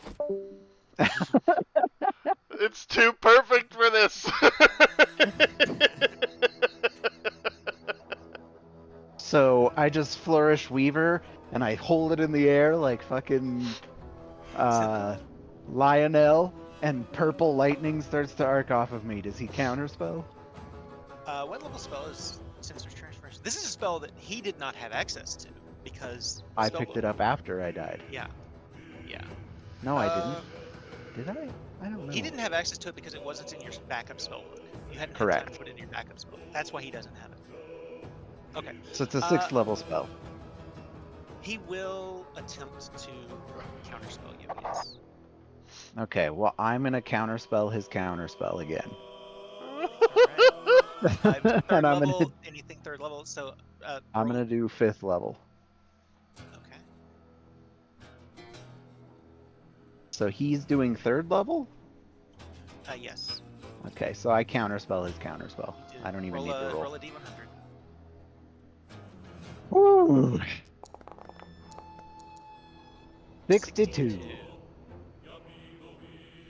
For the next minute, you must shout when you speak, which I think you were probably already doing. Yeah. Yep. Tell you what, do you want to do that one, or should we re-roll that one? That one's. I feel like that's already happening. I rolled a I mean- 67. What's that? 67, you don't want. Oh, okay. I mean, it just because I'm already doing it doesn't mean it's not valid. That's true. It's Now it's just compulsive. yeah. even though it's kind of All right, compulsive. we'll stick to it. We'll stick to it. We'll stick to Cool. it.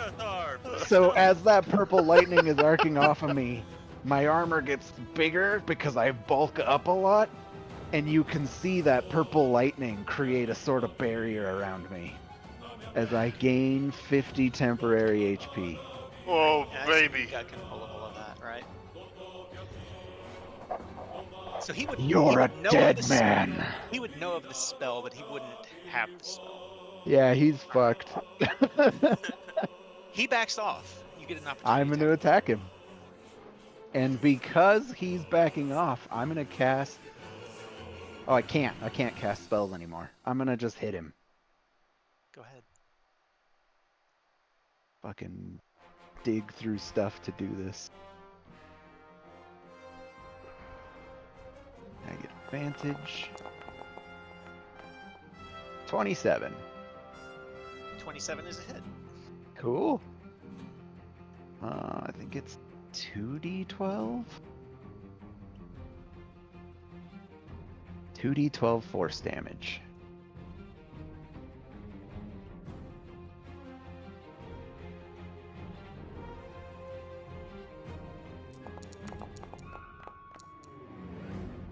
Nine points of damage.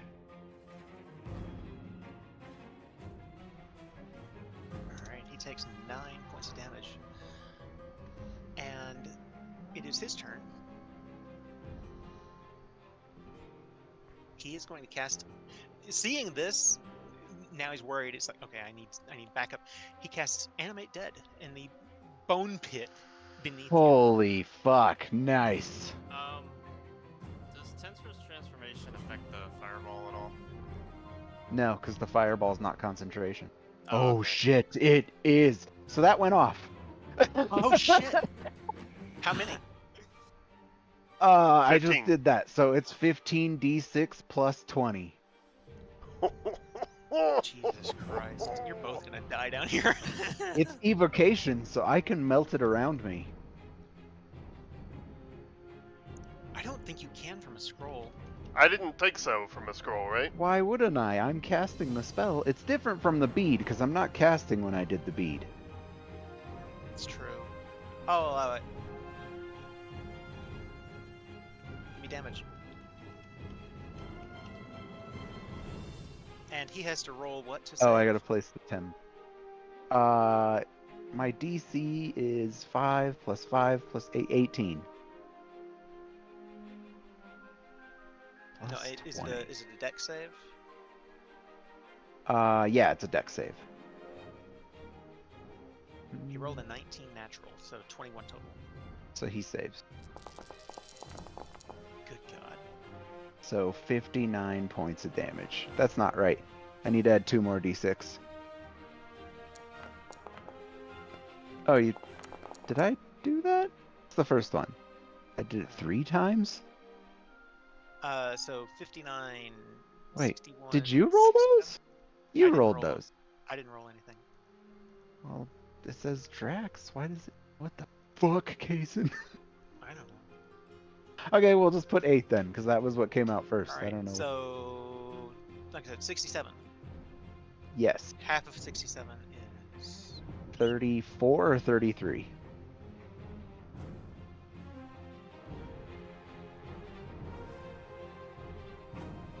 uh, 33 and a half. So I don't know if it's rounded up or down. I get confused every time. all right. With you all, again, the bone pit is shaken as this explosion goes off for the second time down there, but this one's much bigger. And you see the clone reeling from this explosion. Your Bard, however, appears to be fine. You can only tell because he's 4 inches taller than he was before. 4 inches taller, covered in purple lightning, and buff. All right. Jeez. that So happens- now he Check. casts Animate Dead. Yeah. Chad now he Bard. casts Animate Dead, and he is going to cast it at. Let's see. Because he realizes he's in trouble here. He needs. He's going to cast it at 6th level. Okay.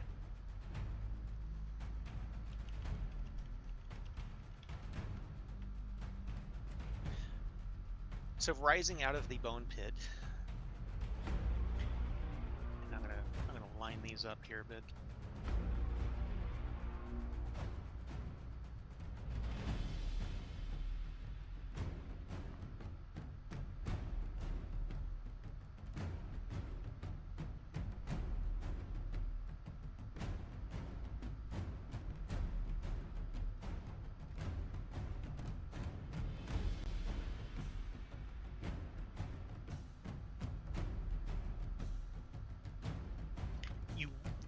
The rustling of these bones in the pit and they rise out of the ground, connecting where they weren't maybe not previously connected. One of the jaws on one of them looks broken and off to the side. And we're gonna roll initiative for each of them now.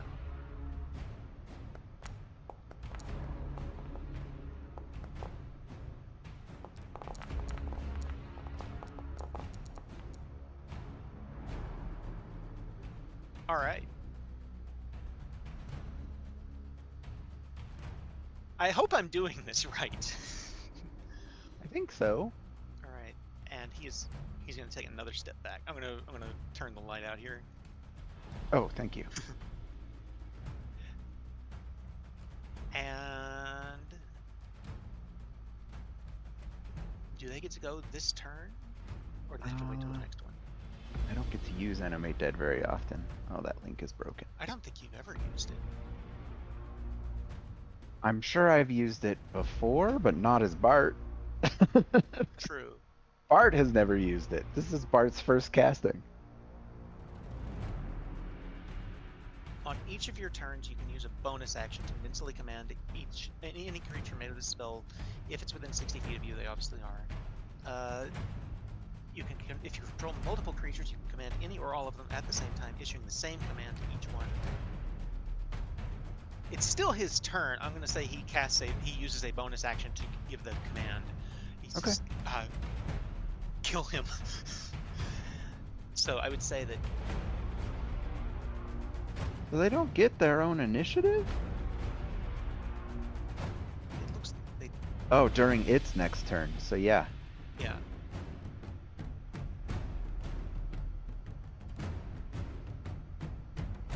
Sorry, I'm reading this spell because it's a long one. Yeah, it is. All right. So yeah, on the skeleton's turn, it advances to you and it attacks you. Okay. Picks up a short sword off the ground as it's rising, and this rusty blade that it pulls out. It rolls a 9 to hit, which misses Nope. you. And I just start laughing. Yeah, you can see he's scared right now. He's bloodied and scared.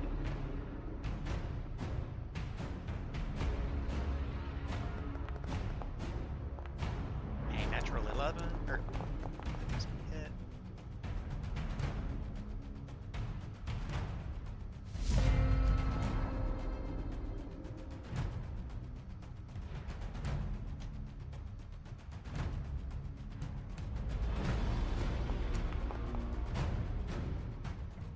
Oh god, these guys are rolling so bad. I haven't rolled anything higher than an 11 yet. But they are. It will move to you.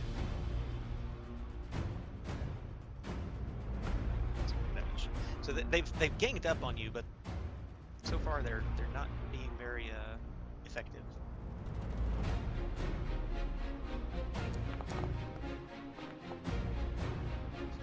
Again, a swing and you easily deflect their attacks. It's just skeletons. Like, what is he thinking? It's your turn.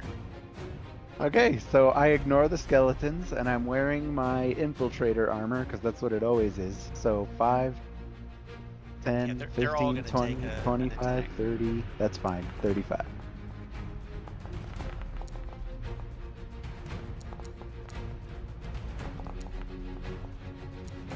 Yeah, none of those hit.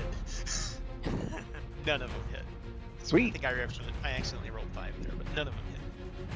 Alright, so then I get into range with him, and I'm just laughing in his face. You fucked up today.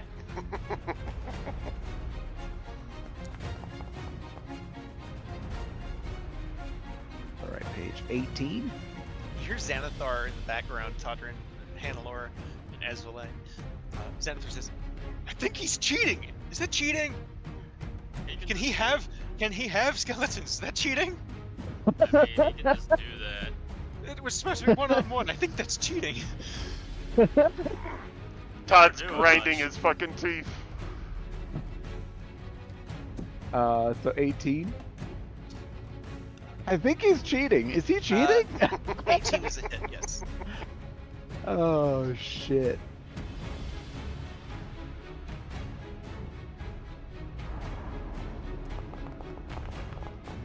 Ooh!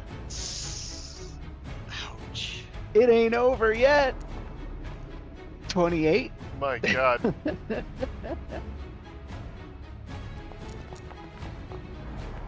Damn. Wow. Is that 43 total? 43. He is so close. He is dead, actually.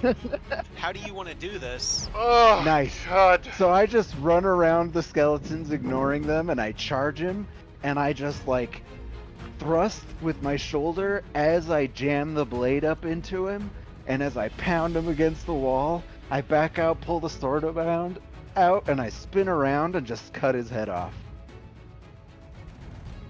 As Weaver just carves into the rock behind him. Todd closes his eyes and turns away. Ezra's eyes are wide as she's watching this. I will say that just pumping on his pipe as he watches. Oh my God. the skeletons continue to advance on you, but you're able to easily dispatch them. Oh yeah. It's no problem for you at all. You're able to knock them down. And So as that stops, I'm just on adrenaline, and I'm just and I drop Tensor's transformation, and I just scream and fall to my knees. he still has to scream for about the next minute. Yeah. Todd, you might want to talk. Yeah, like all of my lungs. I just scream and I fall down and pass out. As soon as all that starts happening, I jump down and run to him. I guess my wings. I'll pull out my wings, fly down, scoop him up. I'm just watching Xanathar, making sure he doesn't pull anything tricky. Yeah, the Xanathar just starts laughing and seems very amused by the whole thing. So with Bert Prime unconscious, I will fly down. I'll kneel before dead Bert clone with his fucking severed head. I reach out and close his eyes. Oh, God. Just take a second and then turn around, scoop up Prime, and fly out of there.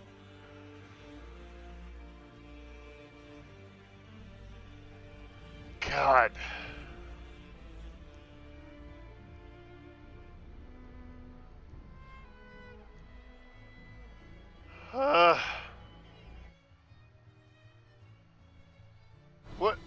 What song are you trying to play here?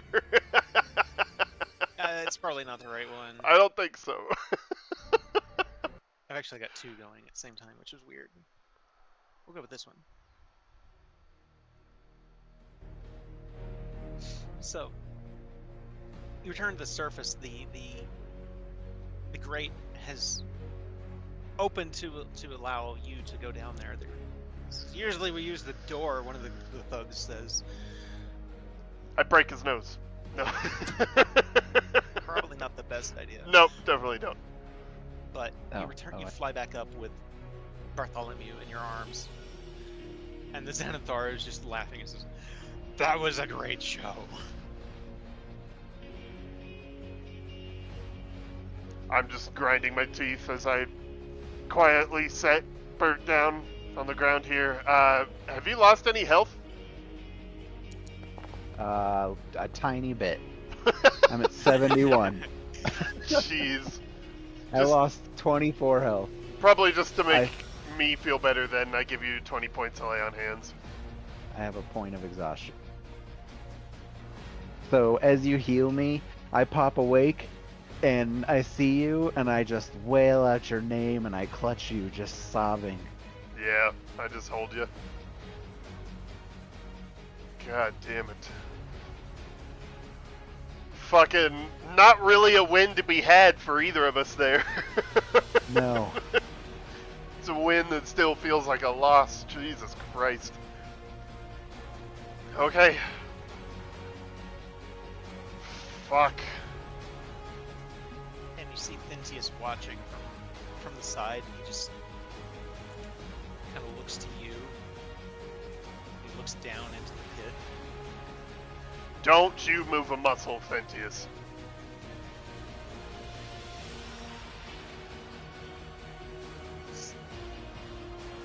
Kind of shakes don't know what you wanted me to do. I've never dealt with anything like this before. Me either. I understand. I just don't want you to leave. You're with us now.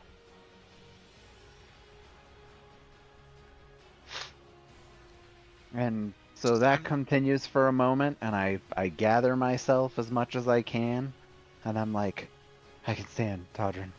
Alright, He let's just, set him down. I'm not leaving this place without Remora. And Bart just ignores him. He steps forward towards Xanathar. Not like towards him, he's still standing on the grate.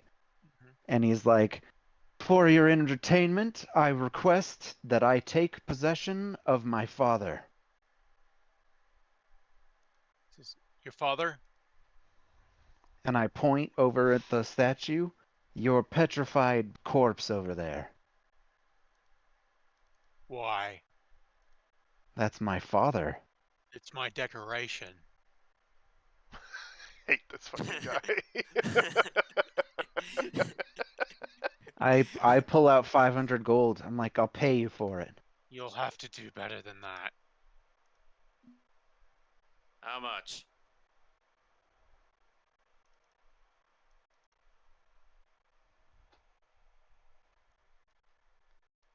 See Marie the seer kind of I just counseling him. I just look down in the hole, and I look over at Marie, and I'm just like deadpan stare, like no expression. What do you, Marie asks, she says, what do you wish to do with him? I don't know, but I know he wishes me harm. Then perhaps he should stay with us. What happens if you lose possession of him? She says, just looks over at him and says, I don't think he's going anywhere. How about this? If we remove the petrification, you can have the golem too.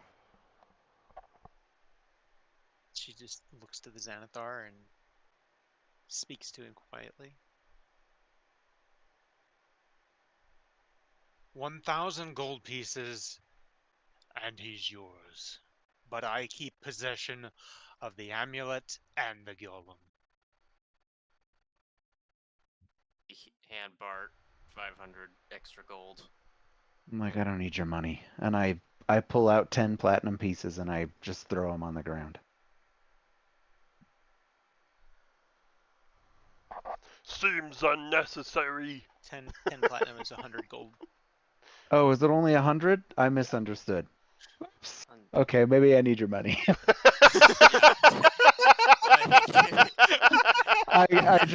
I bow my head to you and I'm like, a million thank yous, Hannah. Like, bruh, I got like 8,000. Like, 9,000 gold. You see a little goblin come scrambling through and picks up the platinum and runs off with it. I'm kidding. So I'm like, if I Okay, give you the maybe I need your 1,000 money. gold, I get to keep the golem? No. No, he wants the golem and the amulet that is Fuck, still he's greedy. around your father's neck. Fine.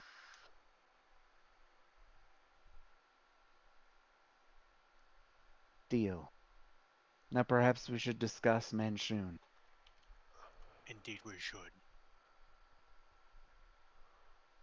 Next time on whatever Do we the want to show's discuss called. it next time? We should probably do it next time. Yeah.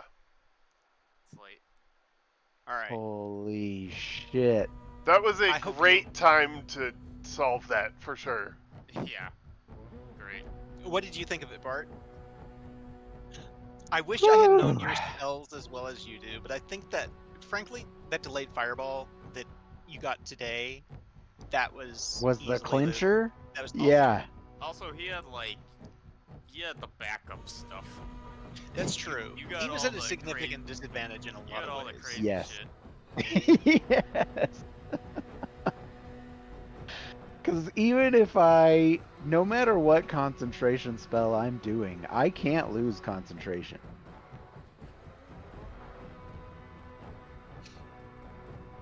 Man. Which I suppose he had access to as well, but when So I have for the- access to tensors, that's just not So fair. For the record,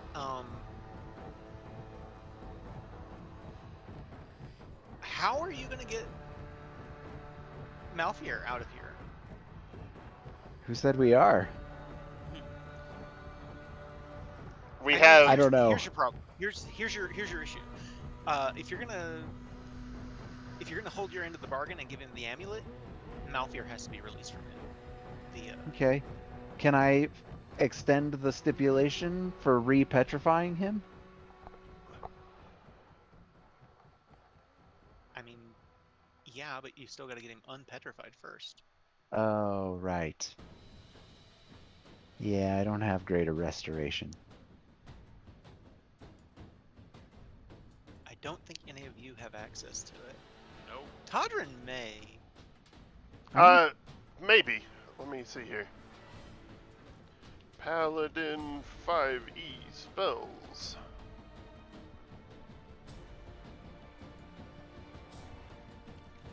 Red. Oh, come on. That's a 5th level spell. Do you have? It is a 5th level spell. I don't think he's got access to it. He has a 5th level slot. He doesn't have 5th level spells. Correct. So I'll agree to give Xanathar the gold if I can come claim my dad at some time in the future. Also, unfortunately, it's not in the Paladin list. Okay. I will say the Xanathar will agree with that. Okay. Xanathar feels like he's getting a good deal with that because Shield Guardian. Yeah, that's a big deal. Yeah, Paladin only gets lesser. So. Holy shit, my dudes.